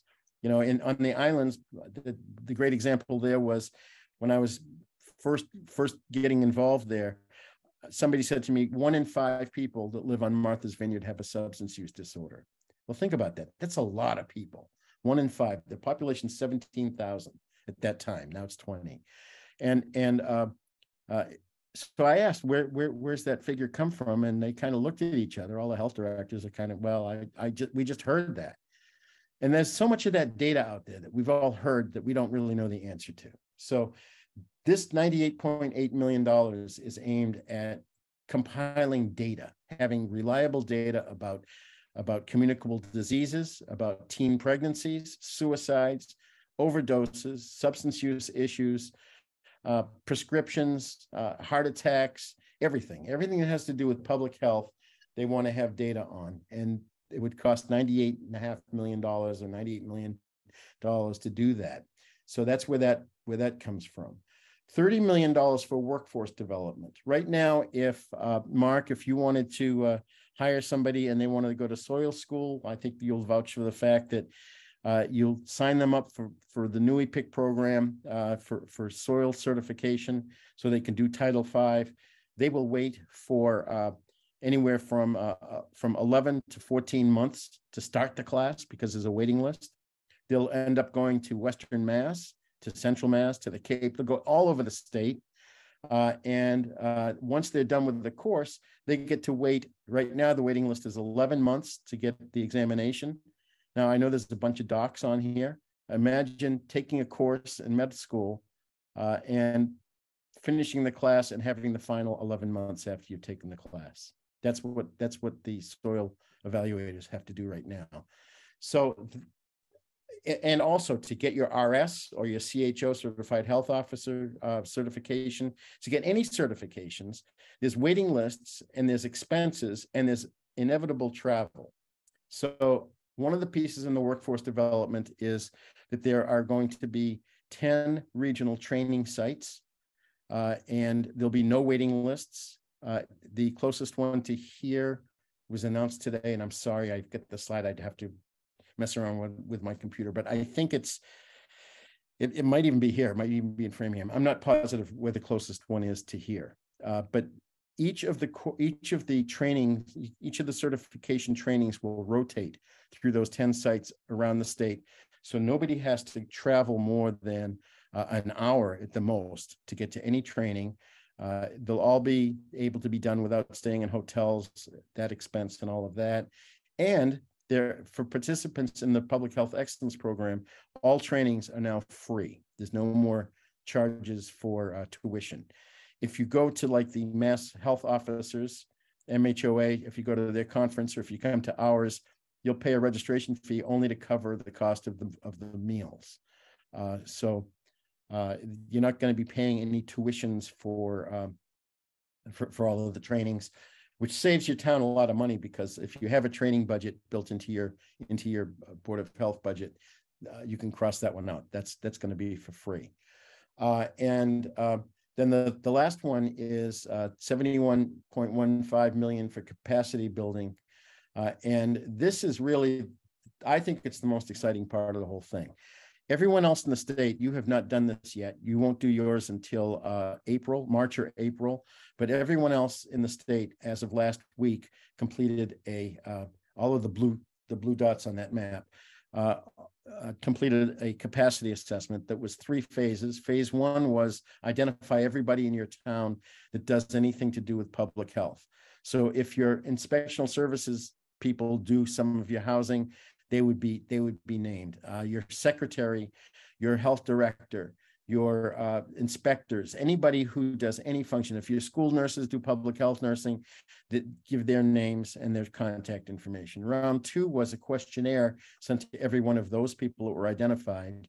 And round 3 was a collection of actual inspection reports and data to give a cross-section of what your health department looks like as far as what its work product is. That's all being crunched. The numbers are being crunched right now by a company called BME Strategies, which is a public health strategy and policy consultant who is now looking at all of those numbers. And we'll come back. And for instance, let's use you hypothetically. Had you participated, I don't believe you have a full-time inspector, and I don't think you have a full-time nurse. Is that correct, Mark? Hello. Hi, we do not have full-time nurses. We have been contracting with visiting nurse associations. Okay. And that's probably the area, though, that we're looking to maybe expand under the public health nurse category. However, we'd also like that to encompass emergency preparedness, all of the flu clinics, the completion of the color reports, which we don't have the bandwidth to do and have not done them. And got the exemption after saying to the state there was no way in the world we could do that during COVID. Okay. Still Okay. Well, can't. that's perfect. That's perfect. Okay. Because what will happen then, as a result of completing the capacity survey, is that the analysis will come back and say that you need a nurse, and that you need a nurse to do clinics, and you need a nurse to do maybe some education, community education, outreach to your aging community, make sure that people are getting the services. They will say that you need more inspection. You obviously are going to need more. Everybody needs more Title V right now. And you might even need some more animal help. I don't know. It seems like every time I drive through your town, I see more horses than people. So you may need, it'll identify whatever the weaknesses are that you're not up to the maximum capacity, the optimum capacity, which would be that you're making all of your inspections and getting all your reports in and written, and people are doing it in the course of a regular day instead of increasing their hours. Yeah, I would say the staff is doing an amazing job at making sure everything is covered and doing the state, required number of food inspections, for example. We used to do double that just for extra, and we had to cut back on that. So we just meet the minimum now. Right. If you're doing just minimums, that will be picked up by the capacity assessment, and they'll add manpower. That's over and above the $300 million. They'll actually pay for additional help over and above that. Over the next, it looks at this point like it'll be over the next 5 years, and then at the end of 5 years, hopefully you will have been caught up, and those people will be hired with the understanding that they're working as workers under the Public Health Excellence Program, and that their jobs could be obsoleted at some point. And that's all part of the offer letter process that we'll get into way later. We're not going to talk about that tonight. But so over and above that, 2 weeks ago, we found out that the state got this CDC funding to the tune of $52.6 million. The statement of Dr. Walensky was basically that we know that local public health workforce is getting killed, and they're just not getting to what they need to get to. So the federal government set aside $3 billion. We got $52.6 million for Massachusetts. That money is going to go, if you go back to the slide, that money is going to go into 100% of that workforce development fund of $30 million will disappear from this line item and will go over to here. And so that 30 million that's there is going to go more to capacity building, we're told. We're still deciding that. We had our first meeting on Monday with DPH, the Coalition for Local Public Health. And that really falls on us to tell the Department of Public Health where we think that money could best be spent. And as long as we're not talking apples and oranges, they generally give into whatever it is that we're suggesting, because we're the eyes and ears on the ground. So this money is brand new, still being thought through. The one stipulation, the one mandate with this is that 40% of this, a minimum of 40% of that money has to go directly to local boards of health across the state. So it can't be used for administrative or anything. Yes, Mark. And Mike, I just want to be sensitive to time. So far, I haven't heard any downside. And so I wish I could tell you this actually is the downside. Right here. Great intro. And what a segue. It's you and I, we got to take this thing on the road. Okay, so the only downside is that you have to agree to two things. This is the only thing that the state wants a commitment on. The rest of this is it's completely autonomous. The group that you would fold into will make all of its own decisions as to hiring, how many hours you're going to give each one of those people, how you're going to do it, what model you're going to follow. But this is it. And believe it or not, this piece of paper has cost me 4 trips to the town of Hanson, most recently last night, because they won't sign it because of that first checkbox that says that they will cooperate with the lead municipal agency, which is basically it's what that is it's asking whoever participates to be available for the grant manager to ask, did you buy that printer that we gave you money for? Can I get the receipt for it to give to the state? That's what it's asking for. And they're saying that that's the state exerting too much authority over their Board of Health. And believe it or not, I don't think we have some of those same issues. So no, I don't believe you do. I don't No. believe you do. But when I was talking about that being present in Plymouth County, that was I'm still battle scarred from last night. The other provision is really there to save Mark Orem and to save your nurses, and that is that you can only augment. You can't supplant any existing positions or programs that you have going. So this money has to be put on top of it. That's the only string that the state puts on it is this document right here. And you once you hire the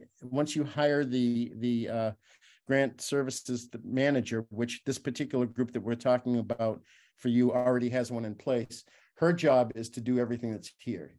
She has to make sure that the quarterly reports and invoices, and in order to get that raw data, that's why that first check mark is there, because she might have to call up and ask Mark, hey, we approved the plotter printer. $7,800 is what I spent for a plotter printer for the islands so that they could do their plans and have them done right. And I had to produce a receipt, and that was bought by Oak Bluffs, so I had to call Oak Bluffs.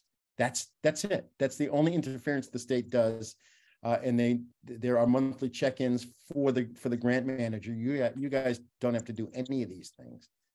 Can I ask a question about whether the Board of Health will truly have control over this money, as opposed to it doesn't go to or somehow it doesn't get funneled into the town for other projects?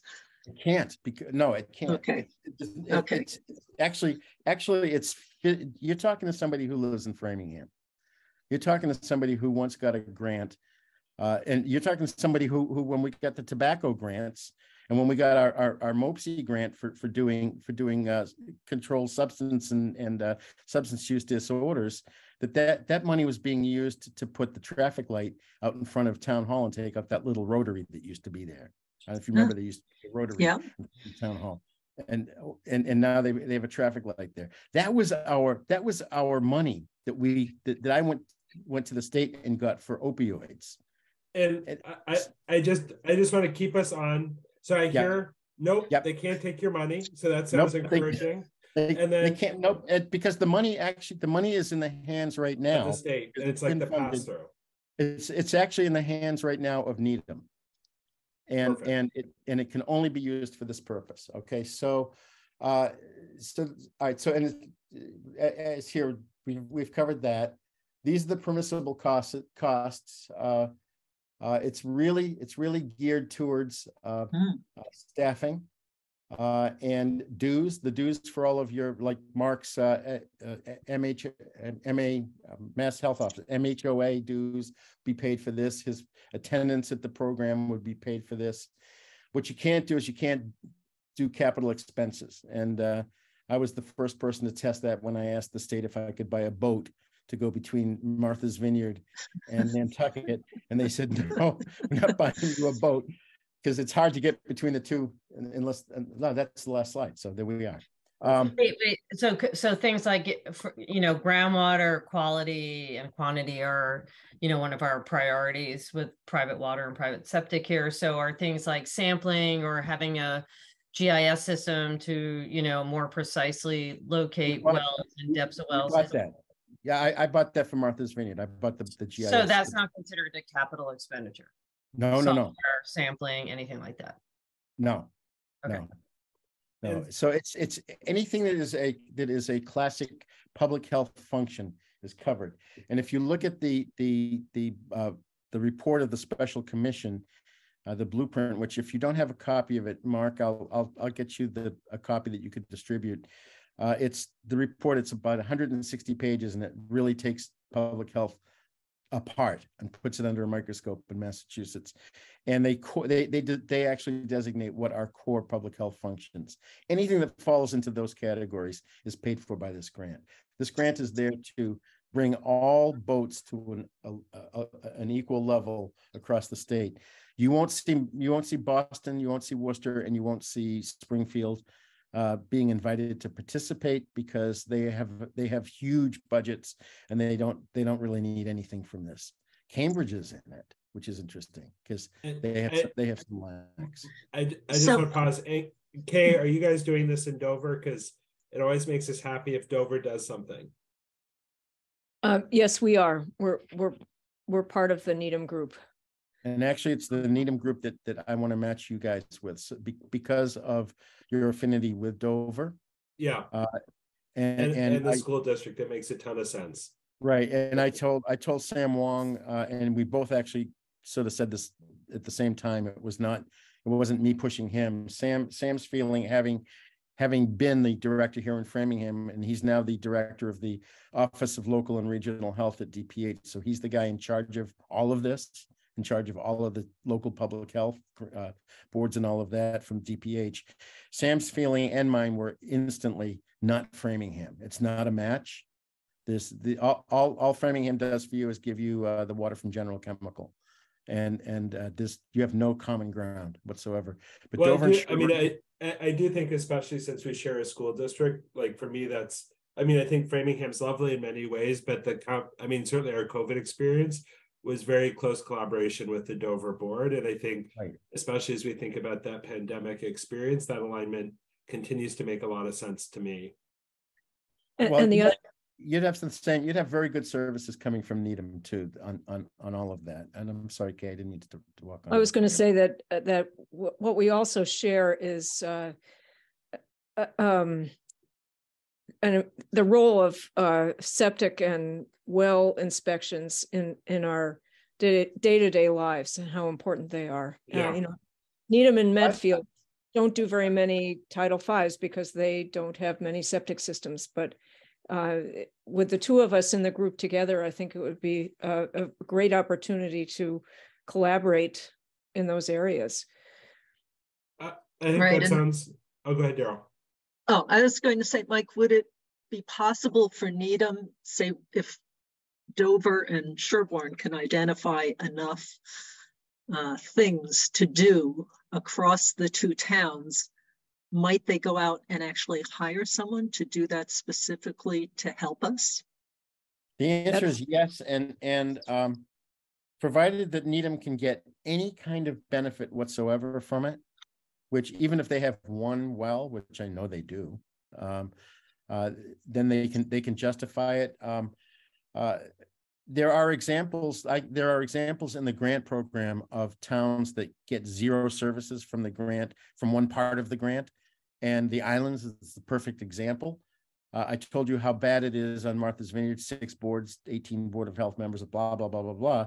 But Nantucket is one town, one county, one island, and has a director, an assistant director, 3 full-time inspectors, 2 part-time inspectors, 3 full-time nurses, 2 social workers, and one school liaison to the health department. They don't need anything, and least of all, they don't need. They do use the tick biologist from the grant, and they do use the social worker for some racial issues that are going on their island and equity issues, but they don't need an inspector, and that inspector has never been there and never will be there as part of her function as an employee, and that's okay. And when Roberto Santamaria, who used to actually be the director here in Framingham, when Roberto was asked by DPH, are you okay with the fact that you're not getting some services? His answer was, we have a relationship that we've never had before, and that's worth all the money in the world to us. I just want to be sensitive to time. I'm not hearing anybody who's not enthusiastic, so I just want to kind of pause for the board, because I think if we all say this makes sense, I'd like to just understand what the next steps are. And then my other question for Daryl is, I always like to run things like this by Ellen, because I think she's got a wealth of experience.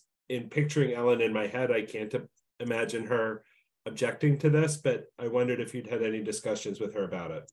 Yes, we've been chatting about this as one of the options since some of the other things, as I said, I've been pursuing have been not making a lot of progress. So also I asked Mike if he could slip into this meeting on kind of short notice, since we need to vote on our budget tonight. Yeah. I don't think we're going to have the answer for everything of what I envision anyway. Our town doesn't like speculation. They always want to see flat. However, when I look at some of these things, these are some of the cost categories we were going to discuss tonight, like the CEUs. How long would it take us to be plugged in? I know part of that's going to depend on our ability to move on it too, but what's like the usual lead in? Daryl, you and I have been sort of going back and forth on this for maybe 6 or 8 months. And and I've been going back and forth with it with the same amount of zeal, which is not a whole lot, with Tim McDonald, who's the director in Needham. We've sort of, I keep saying, yeah, you know, at some point I got to deal with you with Sherborn. And I keep saying, you know, let's talk about Sherborn sometime. It's one of those, you know, it's the old, hey, we ought to get together sometime. You know that line. We all use it on somebody. Yeah. And it never happens. Well, he called me last week and he said, we want to do an intermunicipal agreement and we don't want anybody joining once we do, because we don't want them to feel like they're being forced to take something. We want everybody at the table when we do that. So could you reach out to Sherborn and tell them that we're interested in absorbing them into our group, but we need to do it way sooner than later. So I don't know, Kay, I think you're part of that group and you've probably participated in some of those discussions with Needham. And I know that Tim is pretty much focusing at the beginning of January, rolling out MAHB. What happens on the IMA is that MAHB, we've actually retained an attorney, an outside attorney, to negotiate the intermunicipal agreements, to meet with you all, see what you want to do, give you some suggestions, draft something, and then deal with your lawyers, your town council. That bill, by the way, is paid by the grant, so your town manager can breathe a sigh of relief. You're not going to cost the town money. Even that part of it is covered by the grant.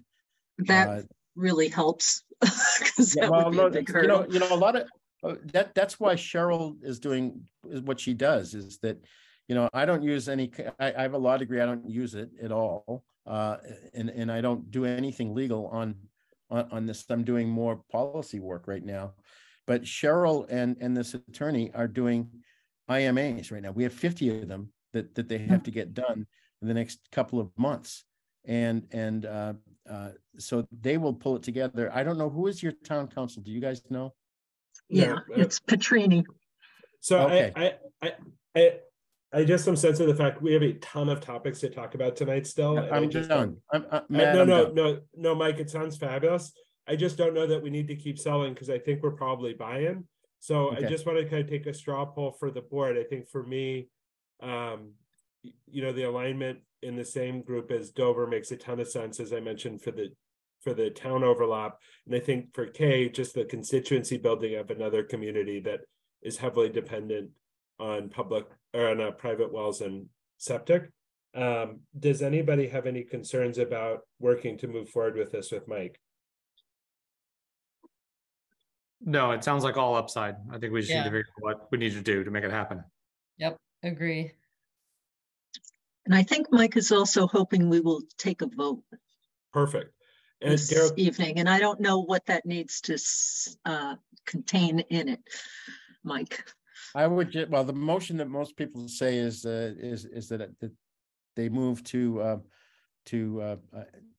explore entry to the Public Health Excellence Program, or to enter you could say enter at this point, because I know that Needham is interested in having you, and I'm sure Kay is. So, and Medfield, it's Medfield. It's part of your group, right, Kay? Yes. I get the Medfield and Midway confused.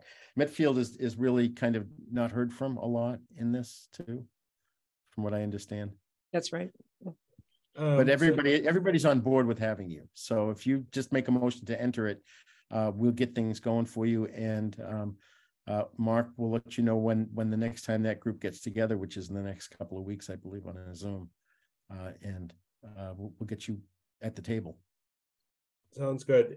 So I heard Daryl's enthusiastic. Matt, you sound comfortable. Lisa, any concerns? Nope. And Rebecca, any concerns on your end? And if not, I'll make a motion. No, sounds great. Perfect. And Mark, anything that you have to add from your lens?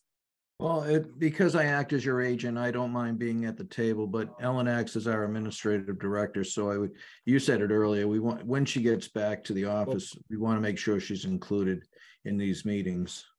Perfect. I 100% agree. I always appreciate Ellen. I've particularly appreciated her the last month or two. So with that, do I have a motion for entry into the Public Health Excellence Program? So moved. Second. Hearing no further discussion. Daryl, I. Matt Beavers, aye. Lisa, I. Rebecca Honeywell, aye. Matt Vitale, aye. Mike, thanks so much for a great talk, and we look forward to working with you and taking free money, which our select board is wildly enthusiastic about in general. Of course. Thank you And very early January sounds good. I think Yes. Kate wants to say something. Well, I want to say that we need to put in a capital request for a boat to cross the Charles. Absolutely. We just get a fleet of kayaks. Yeah. Or if South Natick takes out the dam, we may be able to just walk. Yeah, There you there we go. Good point. All right, guys. All right, thank Thanks you so all. much, Mike. Thanks, Kay. Happy Thank holidays, you, to everyone. Yeah. Bye. Perfect. You And too. with that, I see Leonardo back on. So let's zip back over to the building permit portion of 226 Western. And let me get the screen sharing for that. And so, you know, sort of in looking at this, Mark, I know that you talked to Joyce Hastings a little bit. I think for me, when I counted, I had two issues that I ran into as it was currently laid out.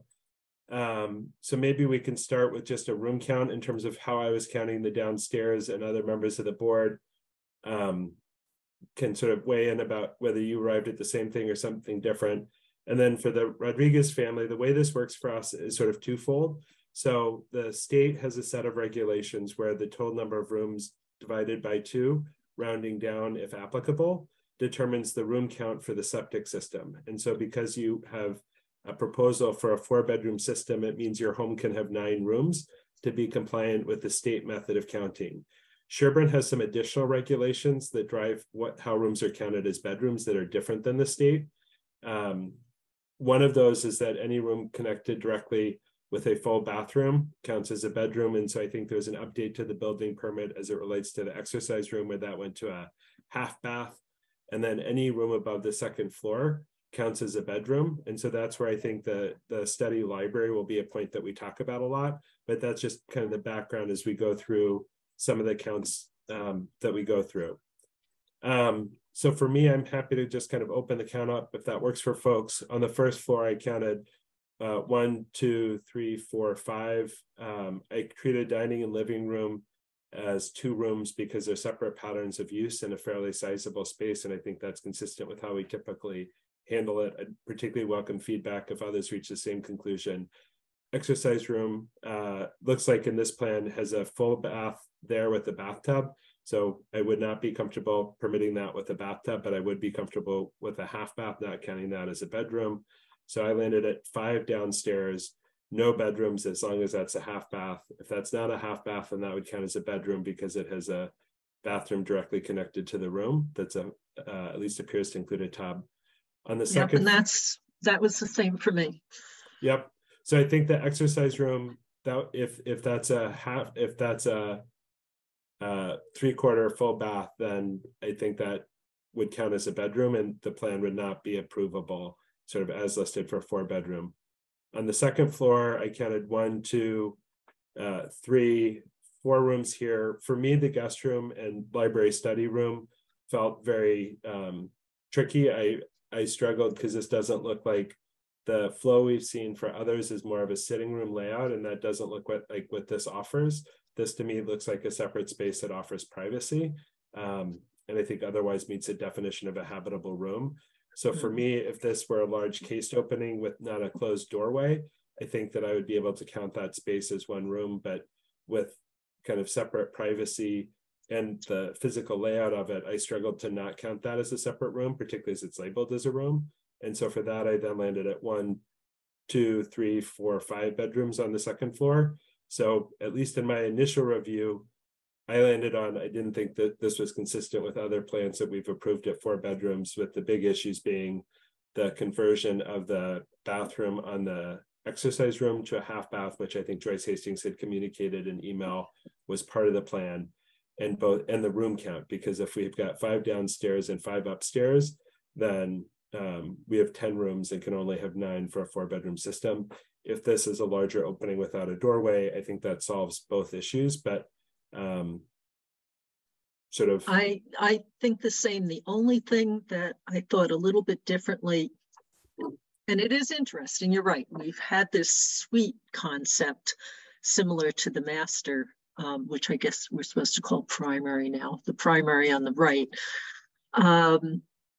It's almost like 4 bedrooms plus a non-bedroom room, because it doesn't have its own separate entrance. You know, it's not a completely private space, but the door there I do see is complicating.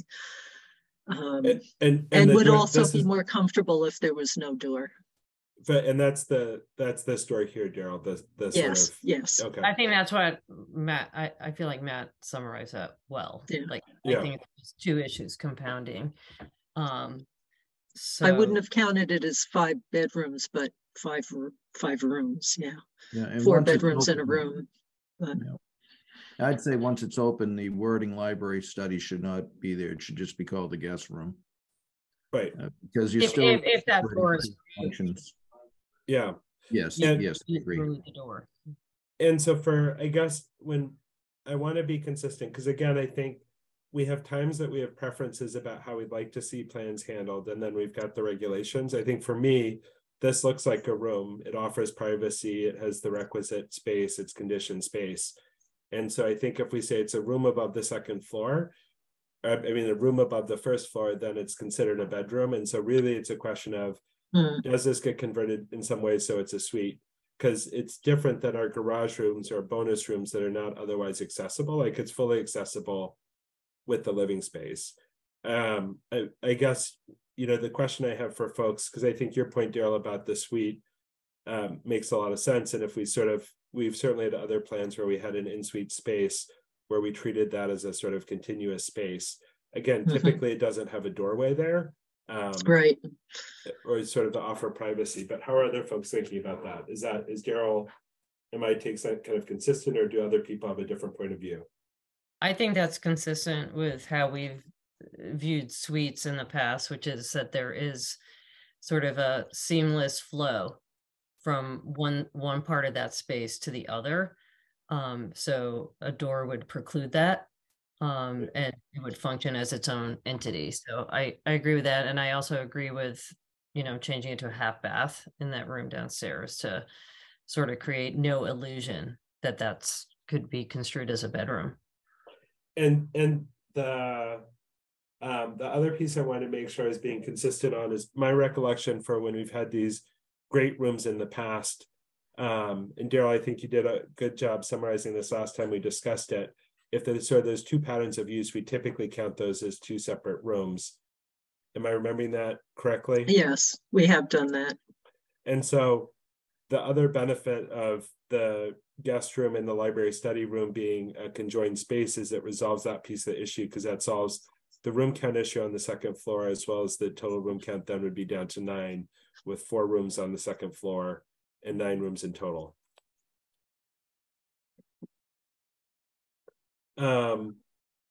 And of course, the basement has to remain unfinished. Yeah.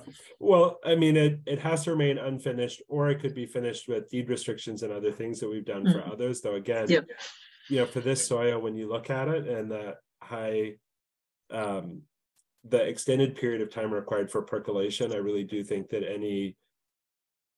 this is not a property I would want to see somebody trying to work at the edges of their system's performance, because I don't think it will perform very well for them, given how long it takes water to percolate. So it sounds like there's some consistency there. So Leonardo, and I'm sorry, Ms. Rodriguez, I don't know your name, but I don't mean to just talk to one of you. So the Rodriguez family, we've sort of talked a little bit. What questions do you have or concerns do you have about what we've talked about? Because pode falar que inglês não é nossa primeira língua. Você quer saber se você tem alguma pergunta? No.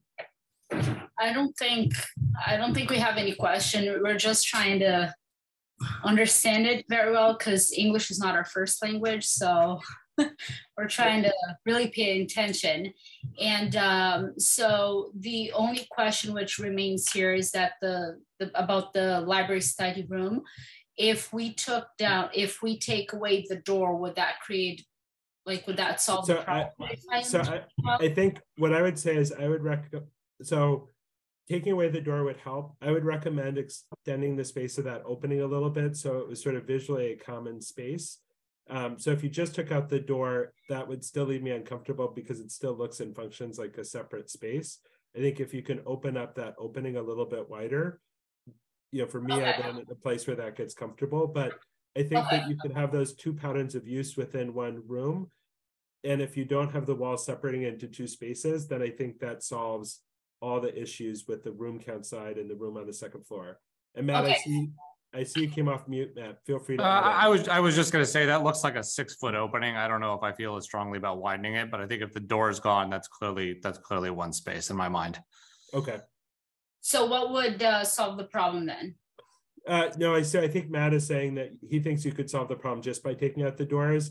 I would love to see the opening a little bit bigger, but I'm not married to that. But I think also on those plans, this essentially creating this is much more of a suite so that it's really a common space and overlapping use for that room without a semblance of privacy for either space from the other. I think that would address the concern. So on the screen right now, if you can see it, if you took those doors out, and again, I would say this is on my wish list. I don't know that it's a requirement because Matt's reaching a different conclusion than I am. Making the casement opening a little bit bigger would be appealing for me. I'm not totally sure I'm right. And it sounds like other members of the board feel like it's okay as it is. And then Joyce Hastings, the engineer for GLM, this bathroom here looks like it has a bathtub. That's another one that would be a hard stop. This one just needs to be a toilet and a sink, no bathtub or shower. I believe what's showing here, it's not the updated version. Perfect. Yep. And that's what taken care of. Yep. That's what Joyce said in the email. Yep. Joyce said in the email that she sent the updated plan with this as a half bathroom. So I think that addresses it. So if you take out these doors, and let me just get a straw poll for the board. Again, with the 6-foot opening, I think that feels pretty reasonable. How does that sound to folks? Yeah, I'm not wedded to it being more open. Okay. I could go either way, but definitely the door. And then Lisa and Rebecca, where are you at? I'm comfortable with the door removal, as well as confirming that it's not a full bath in the exercise room. And Rebecca, anything else to add?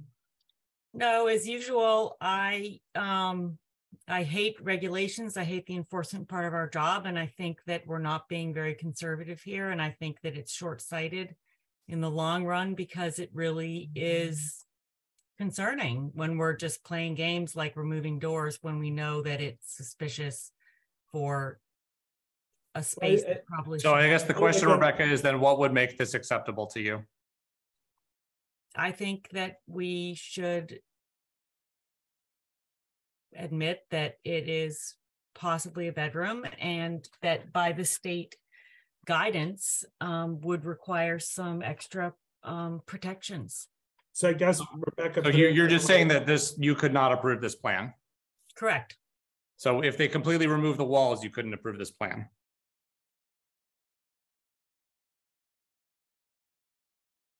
What is the issue for, because it is there's only one access point, right?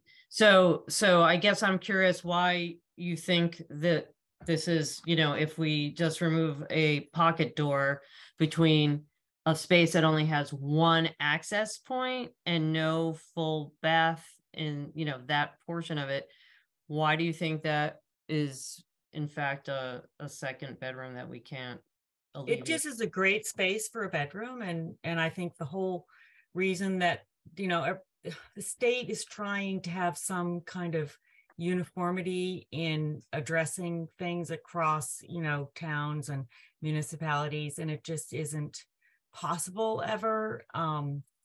And it's just difficult. It's okay. So it sounds like there's no violation to our current regulations. You just think the regulations should be different. So I think that's a bigger conversation. Okay, so I guess no, I think it's subjective how you interpret the space and totally fair. But it does sound like we probably have 4 people who feel okay with removing the door. Absolutely. So I think that that would not be surprising at all. Okay, and Daryl, what did you want to add? Oh, I was just going to say it's like a lot of master primary suites where if we look at the one on the right, let's say that there was a little bit more extension there. Sometimes you'll see dressing rooms, right? So there's the main part of the bedroom, there's a corridor, there's some closets, there's a dressing room, and then there's a bathroom. So I don't know how many people don't mind having a bedroom that they have to walk through someone else's bedroom to access. And that's what we've been doing for a couple of decades. Not we currently, but the Board of Health has been looking at those as not having complete privacy, and therefore they don't count as a separate bedroom, although that was typical in I would say I had 200 years ago. I had a railroad style apartment in JP that you walk through every bedroom on the way to the bathroom. I'm not saying it was like ideal, but it was definitely an apartment. So for the Rodriguez family, it sounds like what we would say is with the updated plan reflecting the first floor changes to the bathroom and with an update to the plan, removing the doors and labeling this as one space, so that it's not guest room, library, or guest room, study room. Like I would just label that space guest room. It only has one point of access from the hallway here, and we take away these doors. That would be compliant. What we can do tonight is we can vote to give Mark the guidance to approve the plans conditional to those changes. And then you can work with your update to update those, and that'll go back through and get processed without needing to come back before the board. Does that make sense? Yes. And if I can add, Matt, maybe once they update the plan, they can submit it with the review that you're doing on the septic system, so they can be all as one, because they will need the septic system in before the plan can be approved, but they can get the conditional approval in respect to the septic system being installed and receiving a certificate. And so, Mark, is it worth voting on it tonight, or should we save the vote on the plan to the 18th when we do the septic system? I would suggest the 18th, just so you can see the final product, and then we can put the conditions that the plan is acceptable but cannot be approved under a building permit until the house is connected to the new septic system. Okay. So for the Rodriguez family, I think what you've heard from us is that 4 out of 5 members of the board feel like with those changes, we could vote to approve this plan in a way that's consistent with the regulations. Mark's recommendation to us is that we pair that with the septic approval for the 18th. So what we will do is vote on both of those at the same time on the 18th. You should work with your architect to get the plan updated so that we have a final plan we can vote on the 18th, so that you can get everything done together. Okay. Okay. So I would just love to hear whether or not we need definitely to take the wall or like open it. I just want a final word. Yep, just the door. So after everybody talked about it, everybody feels just taking the door out. Okay. I'm convinced by the comments that others made. I think Rebecca feels like even without the door, she would not vote for this, but because there's 4 other people who would, the plan would still be approved. Okay, so just the door. I understand. Just the door. Does that make sense? Yeah, and then and then put that all as guest room. Yeah, this whole space is then one room because there's no door and they're connected and they're a single space with that single access. You could not put any doorway here because if you had another entrance, then that would change our opinion. The fact that this is the only entrance to that space is very helpful for approving the plan. All right. No worries. Also, I would not make that opening any smaller than 6 feet, because that's kind of a number that we've used other times. So don't swap out, you know, removing the door for then making it more narrow. Okay. Because that would make our decision more complicated. Okay, just make the keep opening the 6 feet. Yes. Okay. And Alright. I Or would- more. You could have it wider than 6 feet if you want, but let's not, I think if we're saying 6 feet, let's stick with one thing, 6 feet or more, lovely. yep. Any other questions for the Rodriguez family, or are you guys all set? Go ahead, Leonardo. I do have a question. In the meantime, I don't know if it's possible. I don't know how that works because I'm worried about the frost. Can we do the foundation for that, or we have to wait for everything to be approved to start the new addition for the foundation?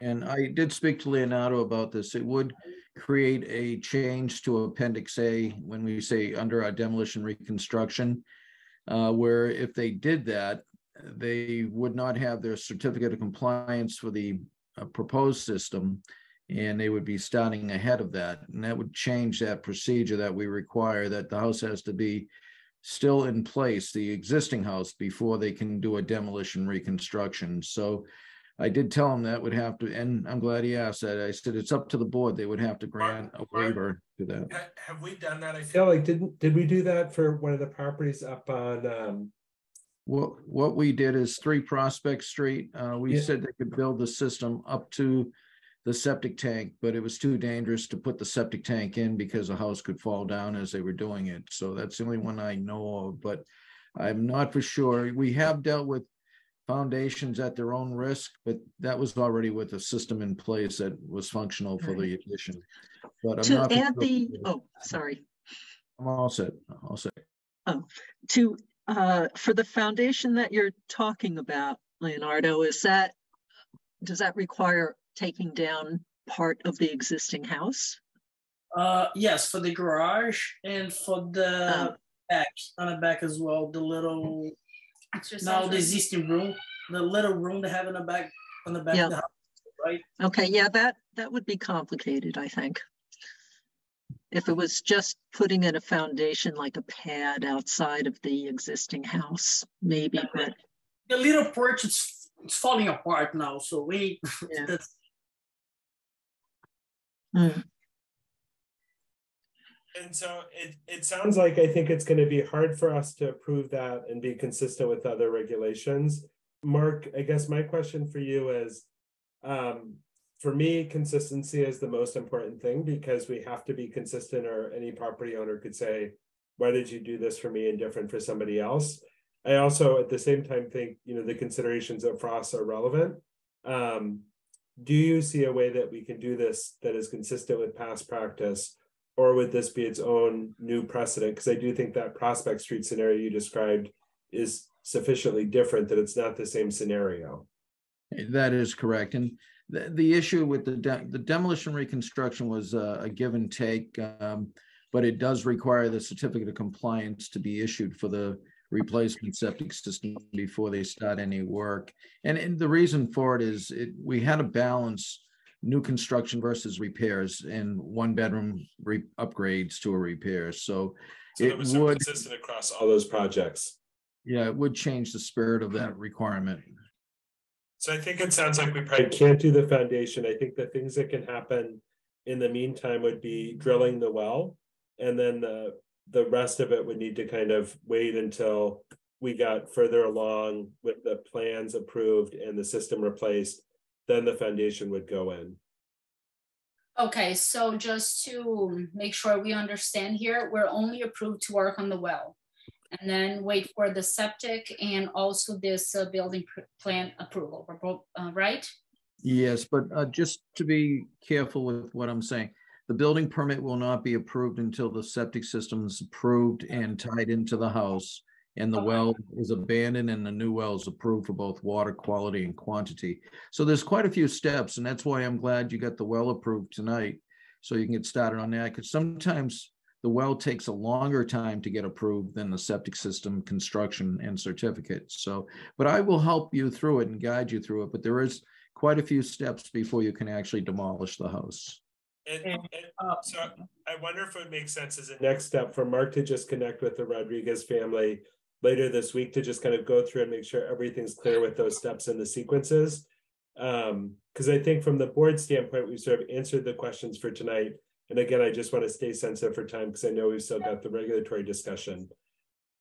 Mark, do you feel like you've gotten the guidance you need to help support the yes, project? Perfect. Leonardo was in the office this week and I went through it with him, but he did want to take the opportunity to ask if there was any potential for a waiver to article Appendix A.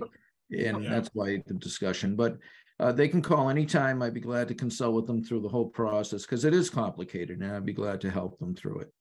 And I have one more question. You remember, Mark, about the existing foundation, we have to do a footing underneath, not the whole, like some product. Yes, Leonardo, I approved that on the building permit already. You're waiting on conservation now for that. That's the building commissioner knows I approved it, but he's waiting on conservation. That's for the existing foundation that's in failure. All right. All right, guys, good luck with everything. Thank you. All right, have a good night. You too. All right, I'm going to stop sharing this and then I will go back. All right, let me just share for the agenda. Since one thing that we have to do, and maybe we're just because of how long we're running, is we do need to vote on the budget, so that could be submitted. Perfect.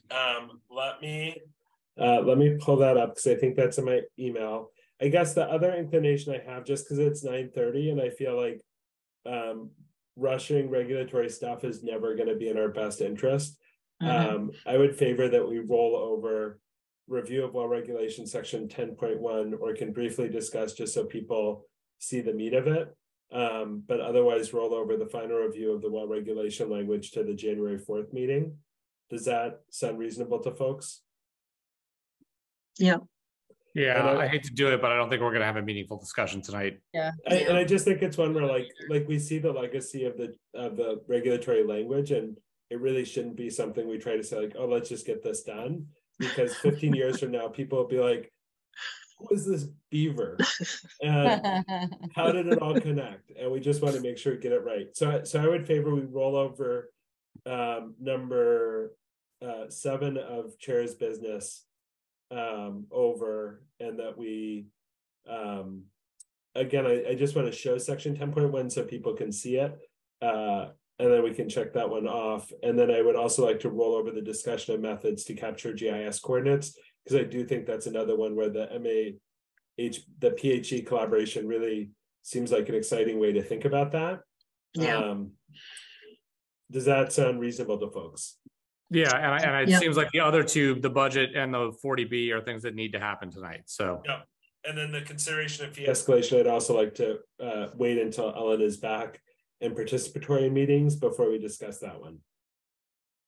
Does that sound okay? Good? I could give a little food for thought that would take a half a minute on that. Perfect. So. Why don't you do that one while I pull up the budget document? All right. And Daryl, one other question. We've got the spreadsheets. Is it appropriate for me to share in the recorded Zoom, or my assumption was that it was, because I feel like these are all itemized line items, but just wanted to confirm that before I pull it up on the screen. Yeah, I think it appears in the town meeting documentation. Perfect. Maybe with a little less detail, but close. So perfect. Sure, it's a public record. So just quick on the permits. So right now the process is that Jean Greco will start sending reminders to people about the upcoming permits, encouraging them to do water tests early, because by the time you take a sample and then the lab gets it and generates a report, could be a few weeks. So, and they could do it in November or December in advance. So she's sending out multiple messages. As you can see, they're working to some degree, given all the permits that we got to approve this evening. And things are due by January 1st, but again, a lot of things get slowed down by the water tests. other reminders are sent. And except for the one case that we had last year, apparently it's not been very common to have people go beyond the beginning of February to get everything in. So that's what we could consider next time, is what do we do when we have something that really needs to get done? So that's it. Perfect. Thanks so much, Where Daryl. is Ellen? We're not going to discuss that in an open public meeting. For Okay. yeah, go ahead, Daryl. I was just going to say, this is, hold on, I need to move that to a different screen so I can see it a little bigger.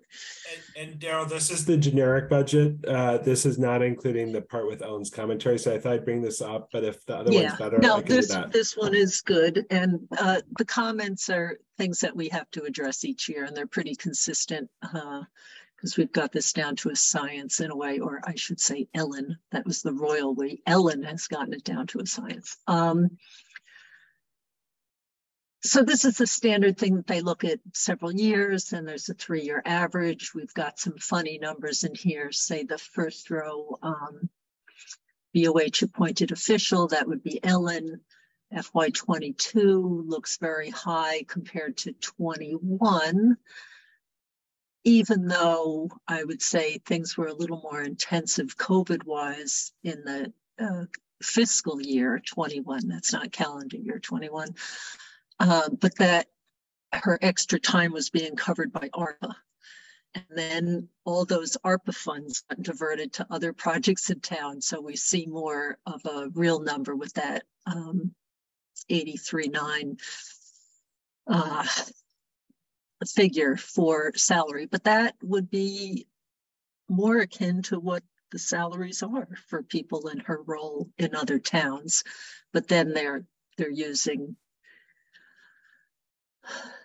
not using that number. It looks like they're using FY21 and then adding the cost of living increase, standard cost of living increase to this.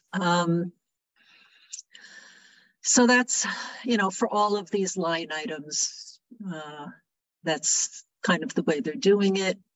We seem to clearly need more for the food inspector. The health agent has been working more because the demands are going up. So I doubt that this 44 is going to be suitable. And same with, so Jean Greco is pretty standard on her hours. Let's see. And then there's one other that's kind of different for this coming year is the telephone expenses are going to go up because Ellen's mobile was paid for by the regional emergency preparedness group, and they are no longer funding that for anyone. So, and the reason, I think the logic for why they did it in the past was because it's one of the lines of communication in some sort of emergency. Like she gets notifications and tests is thankfully mostly what we've been getting, saying, okay, you have to be able to contact everyone within the Board of Health within a certain amount of time. So, but that cost we will have to absorb for whatever it is. And the other one that's going to change is the public health, the nursing contract.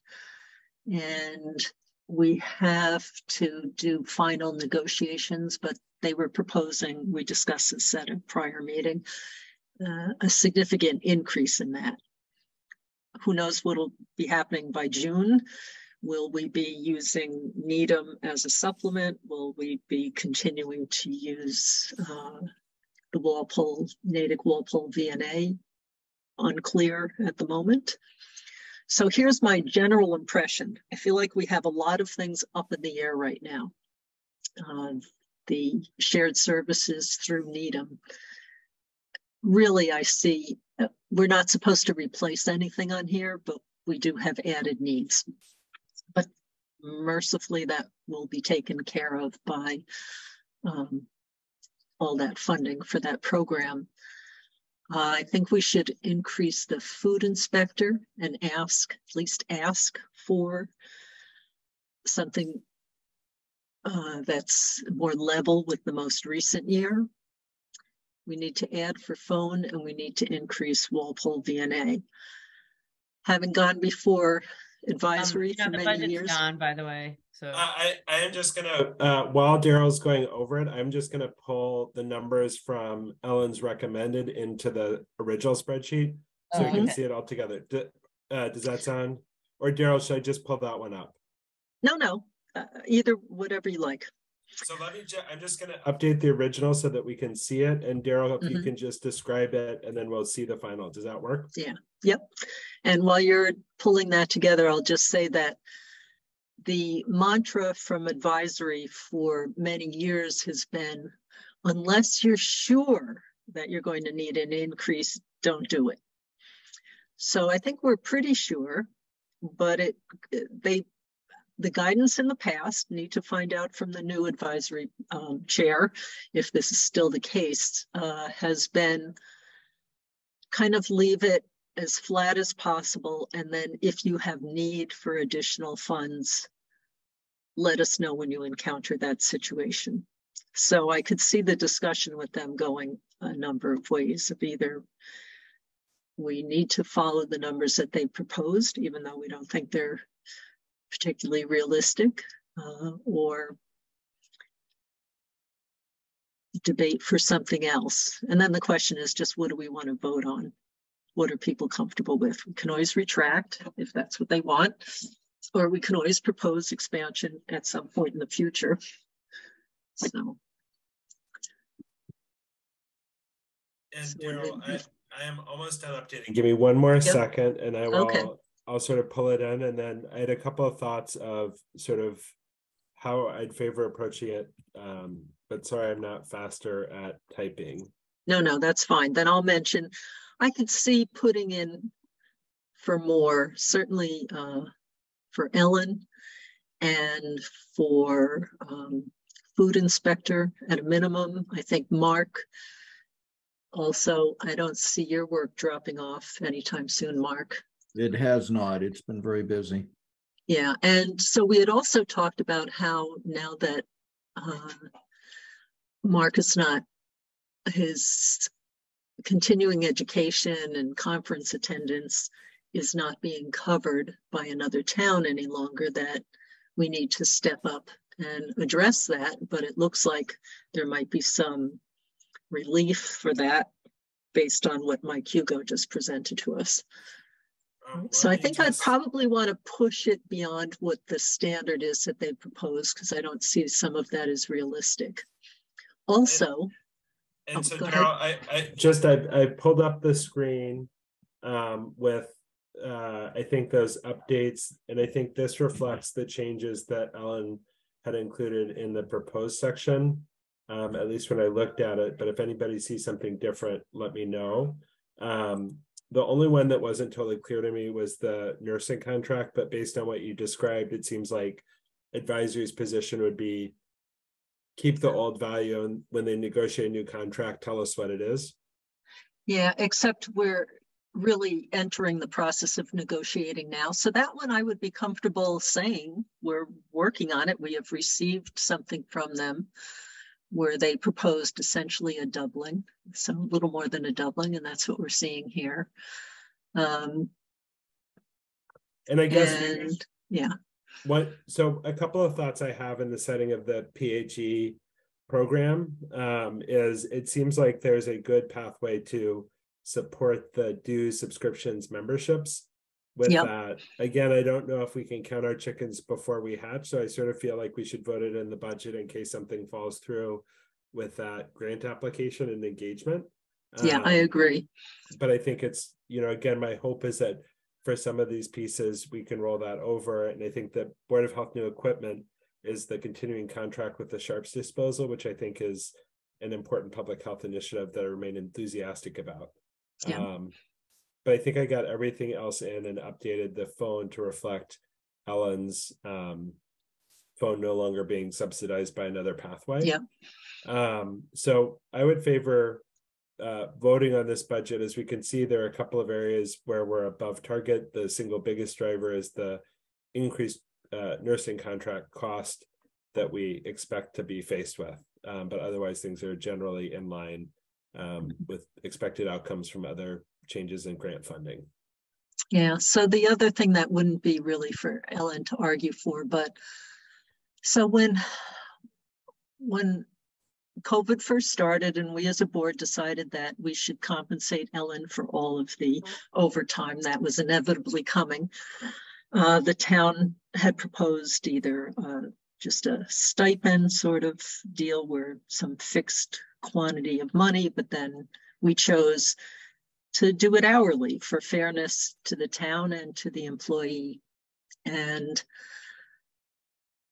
it was never relayed back to me or anyone else on the board that the way that got worked out, when we said we want to compensate for the actual hours, and I said, however, you're doing that with the other people in town, because I was told that there were others in town who were doing it. And I said, well, whatever the process is for that, it was never mentioned that Ellen was changed to an hourly employee at that point, totally. So apparently she's the only one who's still an hourly employee.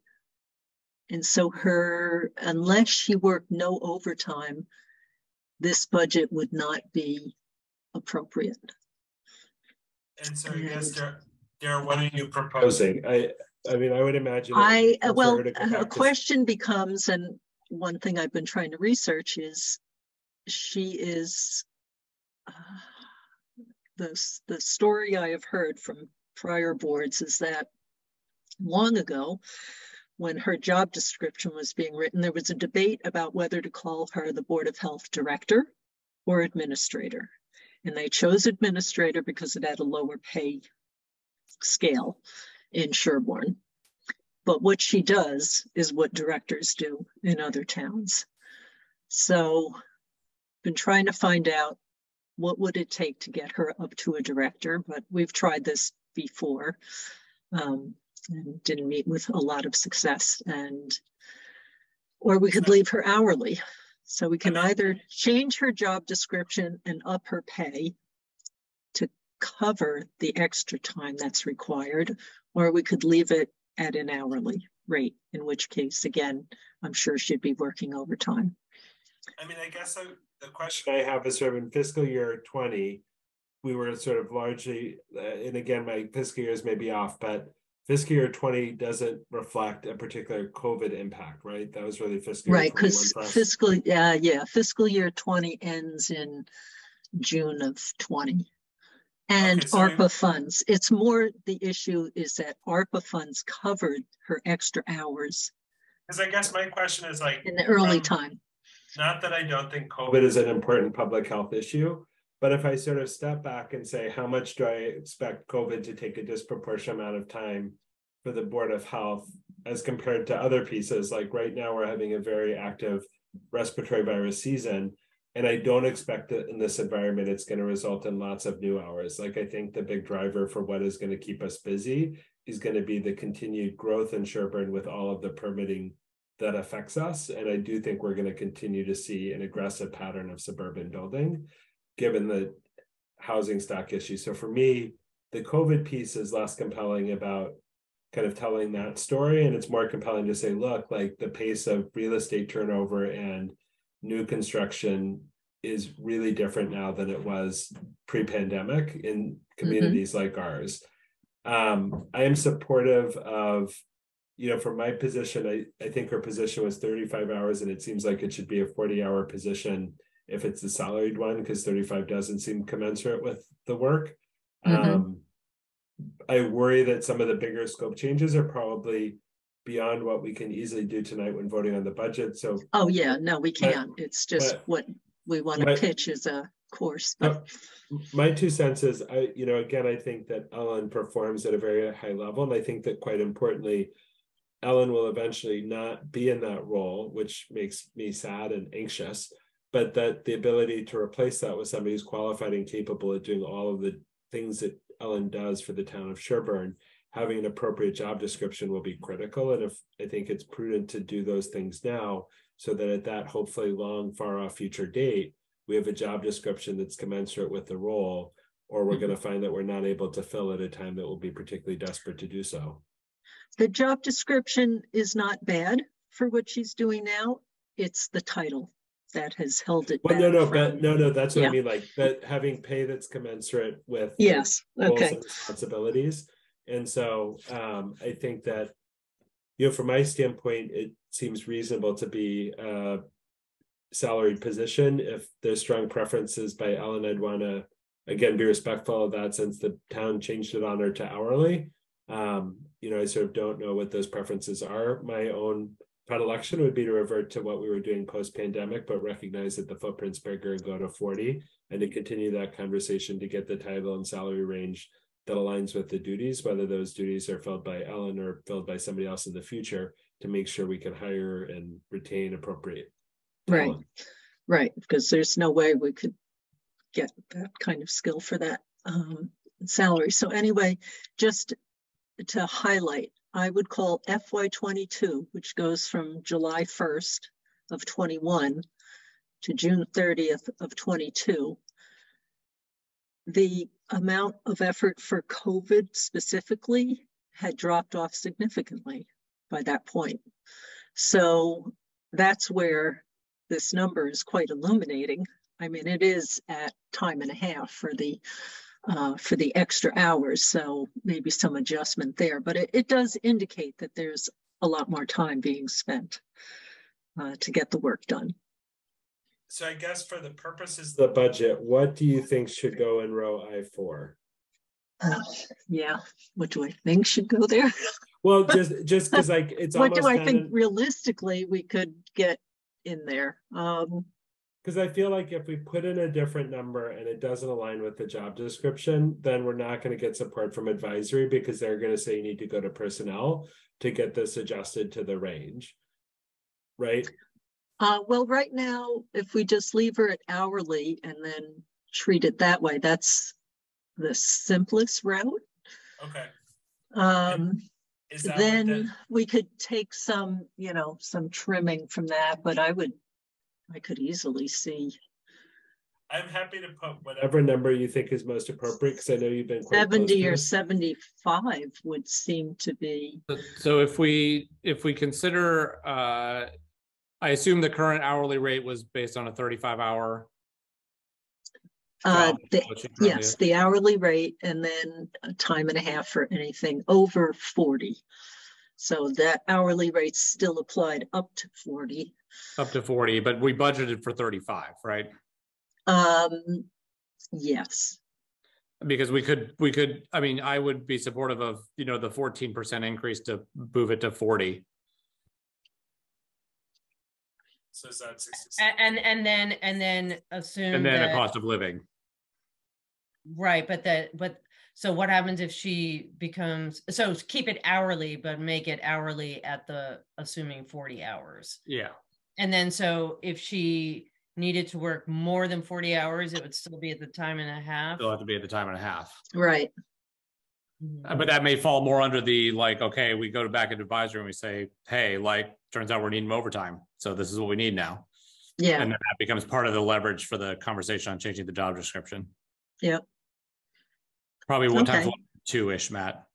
What am I doing here? Oh, yeah. Because we want to, we should basically add the extra 5 hours plus also include a cost of living. 1 point. So do you think, so we want this to be 10% hours, 4% cost of living? So it'd be 1.14. Yeah, but we're raising the hours from 35 to 40. So it's actually a 14% increase in hours. Yeah. Perfect. Okay. So 1.18. Yeah. So that sort of falls within the range that Daryl threw out there, but I guess I made up justify it. Yeah, I think that math justification makes a lot of sense to me, because I think the reality, putting Daryl's point another way, because I love the sound of my own voice, F4 tells us that the amount of work was not 35 hours. And so if we budget for something other than that, we're either asking somebody to work for free or not being genuine with what the true cost of the department will be. And we need to do that. And so it sounds like we have a unanimous opinion that something like 40 hours a week is a conservative estimate of how much time this will take in the environment we're in. And that with the cost of living, those two things should be reflected. That's what we've arrived at. And it sounds like collectively we're quite comfortable with that. Yeah. Okay. Can always try. I'd rather put it out there because I think it's more realistic. And unfortunately, I don't think it's been fair that the rising work has been, I don't know, the burden for that has been borne by the employees. No, I jump through the flaming hoops. So. And I also think that if we're, as a town, offering unrealistic jobs, like we really, my Scotch Irish grandmother would say, penny wise, pound foolish. So do folks feel so my hope is that some of the things with PHE will actually potentially bring some of these costs down, like the meetings and seminars, the dues, subscriptions, and membership. So I do think there's some material benefits we could see right out of the gate. And then thinking about some of those other opportunities is pretty appealing. Do people feel like this is a budget? I feel comfortable voting on this budget. Is that where others are at? I'm comfortable with it. Perfect. So do I have a motion to approve the budget as amended in our discussion tonight and as reflected currently on the screen? So moved. Second. Any further discussion? Hearing none. Daryl, aye. Matt Beavers, aye. Lisa, aye. Rebecca Honeywell, aye. Matt Vitale, aye. And Mark Allen's not here with us tonight, but just a huge thank you for all the work that you do, Tom does, Ellen does on behalf of the town, as well as our animal inspector, our nursing contract. Like, everybody's given us such wonderful support. We're lucky to have you. Well, thank you very much. I appreciate that. All right, let me stop sharing that. And then Daryl, do you want to comment on the 40B piece? Oh, yeah. So I checked with Marion. They're still asking for an extension. I prepared a letter. It looks a lot like the one for Farm Road because, again, we don't have all the details yet, and the issues are the same.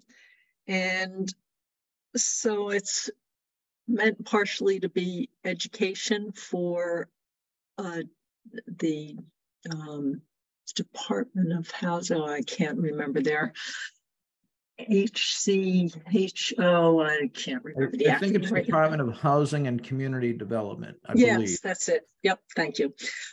So just to let them know what it means to have a project that people are going to be drinking their wastewater. That's in the most simplistic way to explain it, but I don't say it exactly that way, but close. And I also view, and this is something I wanted to know whether I could use this word. I have it in there now. I briefly referenced that I think there should be public health equity for affordable housing, that we don't reduce the standards for trying to preserve drinking water quality. And so that's the slight difference, because this is it's rental units, it's all affordable. So that's a different population than we've seen in the past. And so that's one point. And another major point is that I believe they are going to have to do a public water supply. That's what they're proposing. I think they have to do it because you don't have the residents are not the owners, they are renters.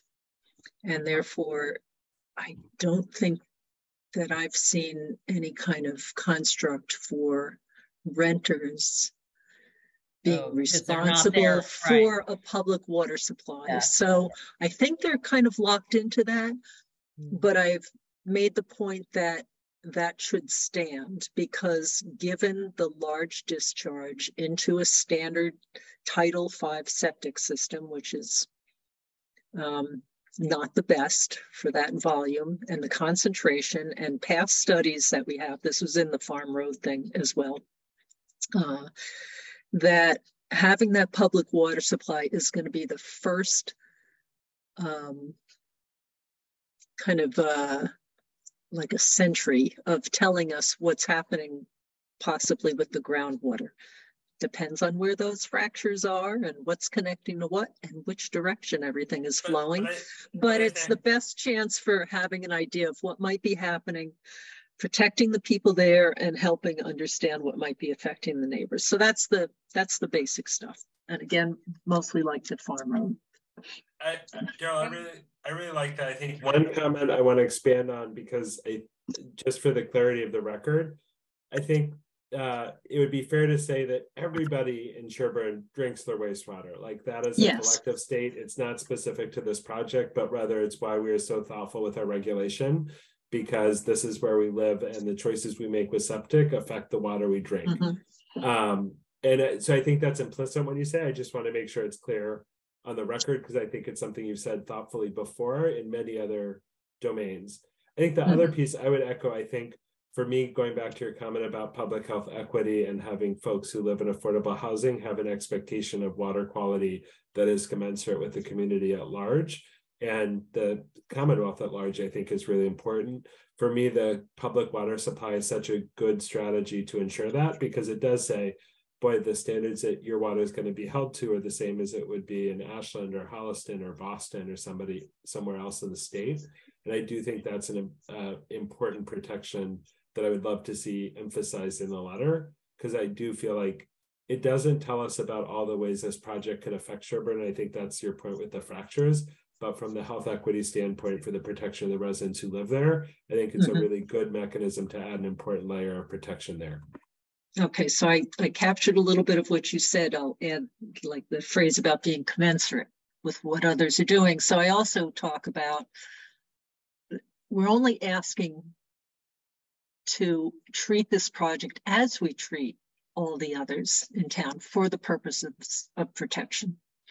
So, and of course, the usual about Title V is a minimum, and we don't have minimum conditions that we're protecting for. We have the maximum of co-located well and septic. So do you use the word resources though? Like, I think, yes, I guess I just want to make sure we're not, that it won't be perceived as sort of casting aspersions on large projects, in a way that indicates bias. I think what the big point is, we're all sharing this resource.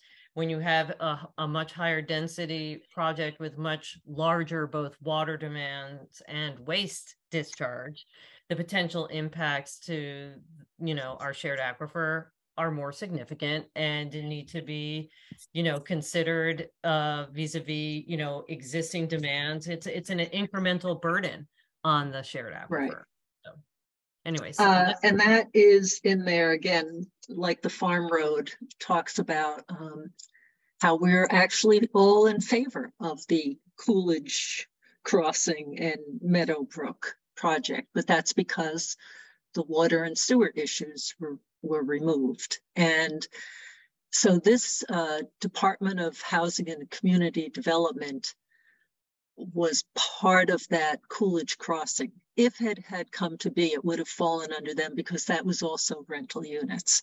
So they might have, some remembrance that that was on the horizon, and we were supportive of that.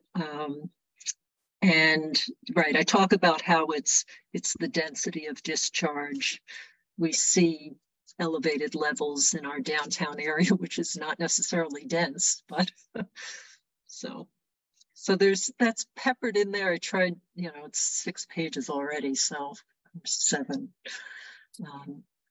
Will we have an opportunity to read your letter and make comments to you on it? No, So that depends on whether they get the extension. because if we all do that, Rebecca, it's a violation of the open meeting law. So Yeah, so no, if we that's get not an true. There is a way to do that without violating the open meeting law. And as members of the Board of Health, it's representing us. I know we voted to have them. They'll represent us. I think it would be reasonable to allow us to be informed. I don't want to, I mean, I'm fine with the letter being circulated. I don't want to even be close to a violation of the open meeting law. So what I would say is let's follow up the guidance, the extension request. And if we're able to review the full draft, we certainly can add that to the agenda for January 4th. And if not, Daryl's welcome to circulate, but I would recommend against people providing additional comment because I don't want there to be the appearance of an improper deliberation. I don't think. But if there's a particular point that you want to relate to me now, we talked about this at the last meeting too. People shared their thoughts. If there's something special that you haven't seen, especially again in the Farm Road letter, then let me know. No, I think that from what I know and your comments, I think it sounds like you're doing an excellent job. Just interested. Oh, no, and I agree. Unfortunately, we're in a squeeze and my time has been a little tight. No worries, Carol. Appreciate all the work. So for next steps for that, you will let us know if the state provides an extension. If not, you will plan to circulate the letter for review. If an extension is granted, we'll have this as an agenda item on the 4th for, and again, I would say, I don't think we should I don't think it's a good use of meeting time to review the letter. I think it's a good use to say, review it ahead of time. If you have comments, come prepared to share them at the meeting, as opposed to going through. Isn't it a violation of the open meeting law to not have something that is representing the Board of Health be presented to the board as a whole? I think that's a violation of open meeting law right there. That's not actually. No, that's not how it works. We also voted to authorize Daryl to prepare the letter. Yeah, and again, we also are members of the board, and we should. Rebecca, this is what you're saying is not legally accurate, and I would encourage you to stop. I actually would love to talk to town council and find out what's legal, because I would not want to say anything that's not proper. Okay, what I would say is we delegated Daryl to write the letter in an open meeting. There is no open meeting violation. You are now asserting that something is illegal. If you would like to ask a question to town council that's about what's illegal, feel free to compose that question, reach out to myself and Jeff Waldron, and we can determine whether it's something we can bring to town council. In terms of the follow-up items. That is my question. No. Is it a violation of open meeting law Rebecca, to not please stop. allow the members of the board to? Rebecca, no, that's not what's happening. Rebecca, I need you to stop talking, because if you're seeking legal counsel on this, I would encourage you to do it not in a public forum. So feel free to compose your thoughts about what you would like to request. Feel free to communicate that. We will respond to that request and seek town council guidance if appropriate. Please stop this.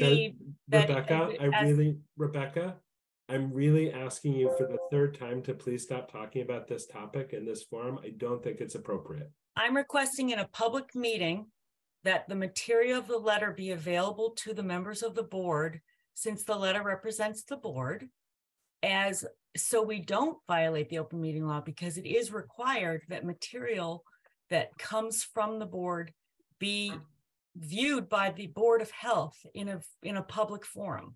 So Rebecca, that is not legally correct. That's not right. And second, nobody has said that it won't be shared. What's been said is that you cannot provide feedback to that in a communal sense where we all provide feedback to Daryl. Nobody has asserted that you can't see the letter that will be sent. So you're now raising a question about whether something is allowed that isn't actually proposed. Given that, do you still have a question for town council?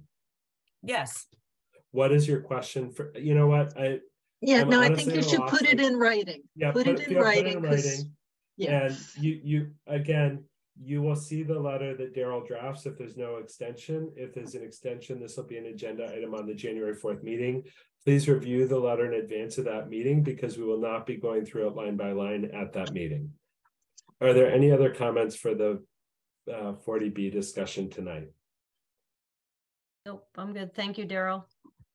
Oh, very Perfect. welcome. It's always a game to see what will resonate with people who may know absolutely nothing about this. So that's the. Well, yeah. What I would say is that may have a very different expertise and lens than we do, because I think they know lots of stuff. That's Oh, really yeah. relevant. I think it's just there's a particular perspective we bring to it. Mhm. So for the January 4th meeting agenda items, I think from tonight's agenda, and let me just share that.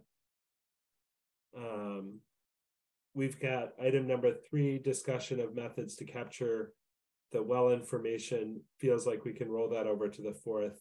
Number 1, review of well regulation section 10.1, and number 7, final review of well regulation language. And again, I would ask everybody to read through those drafts so that we can kind of come with preformed opinions, because I think the hope is that after that meeting, we'll be able to finalize and seek town council guidance on the language before posting it for a public meeting. I'll mention that Ellen said when I sent the edits that incorporated what we did at the last meeting.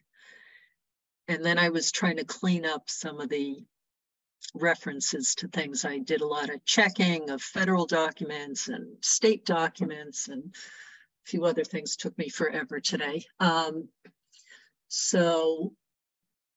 she said that there was blue text, red text, but there was also crossed out red text, and that was confusing. And I have to see what I can do to maybe simplify it, but I don't know. I'll look at it. It could be just different settings on different.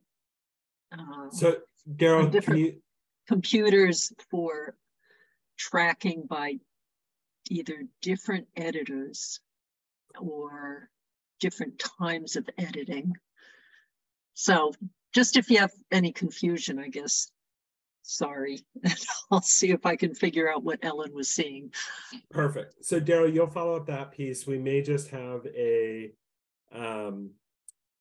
sort of separate discussion if we just do the ones that were the sort of simpler set of regulations, but we'll have a goal to have that on January 4th.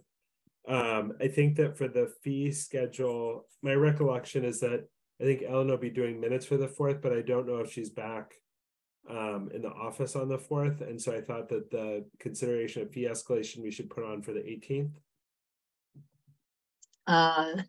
Yeah, also, because she could guide us. We might have to do, I don't know if we have to do a posted.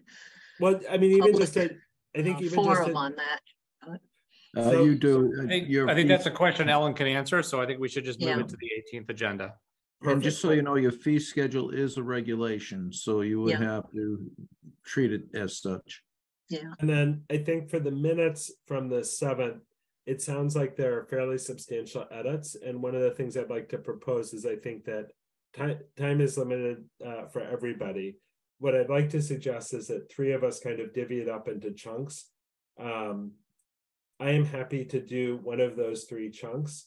Matt, I know that I think you looked at this some already. Yeah. You know, I'm happy to sort of look at the breakpoints if you went from sort of start to middle as far as you got, you know, if you got halfway, I'm happy to do the other half. If you got a third, I'm happy to do the end third and wonder if somebody else can do a middle third. Sure. It's 15 pages. We each get 5. Perfect. Wow. Wait, yeah, I did the first ones too. Oh well. Lisa, can I hornswaggle you in to do the middle section? Matt will do the first section and I'll pitch clean up at the end. So pages 5 to 10. Where am I? You're 6 to 10. 6 to 10. Okay.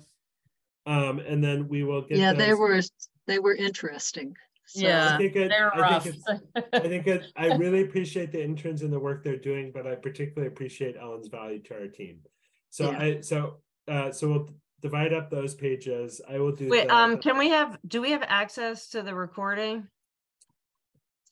Yeah, yes, I could find out if it's been posted. If not, it's on YouTube. Does that work, Lisa? Yeah, can someone just send me a link to it though? I'll email you a link tonight. Okay, because that's what I need. Yep. I will send that to you tonight. I will say, watching the faces on mute is kind of amazing, but it is now 10 o'clock and we have had a long day. So I would vote that we. So for the 4th, I think we've got agenda topic, the well topics, and for the 18th, we've got the fee escalation, and then we've got the added variance hearing. Daryl, can I ask you and to also the planning board is coming in to talk to us about the anti-segmentation? Yeah, Yes. I had provided them with that language and they went to town council to get help on that. So I think that might be part of the discussion is status on that. I think Ellen's got that on the agenda. Daryl, can I ask you to update Ellen about the continuation of the variance hearing for the 18th? Yep. Perfect. And just so the board knows, we do have 58 Oldfield. It's a previous building plan we've been reviewing. Their architect has some new information for the board to review. Perfect. So, and that'll be on the 4th. That is correct. Perfect. Thanks so much, Mark. I appreciate the reminder. If nobody has any other acute topics to add, I would like to make a motion to close the meeting. So moved. Seconded. Hearing no further discussion, which fills me with joy. Daryl, I. Matt Beavers, aye. Lisa, I. Oh, aye. Matt Vitale, aye. Have a great night, guys, and a happy holiday. Thanks. Yes, happy holiday. Bye. Forgot. Bye.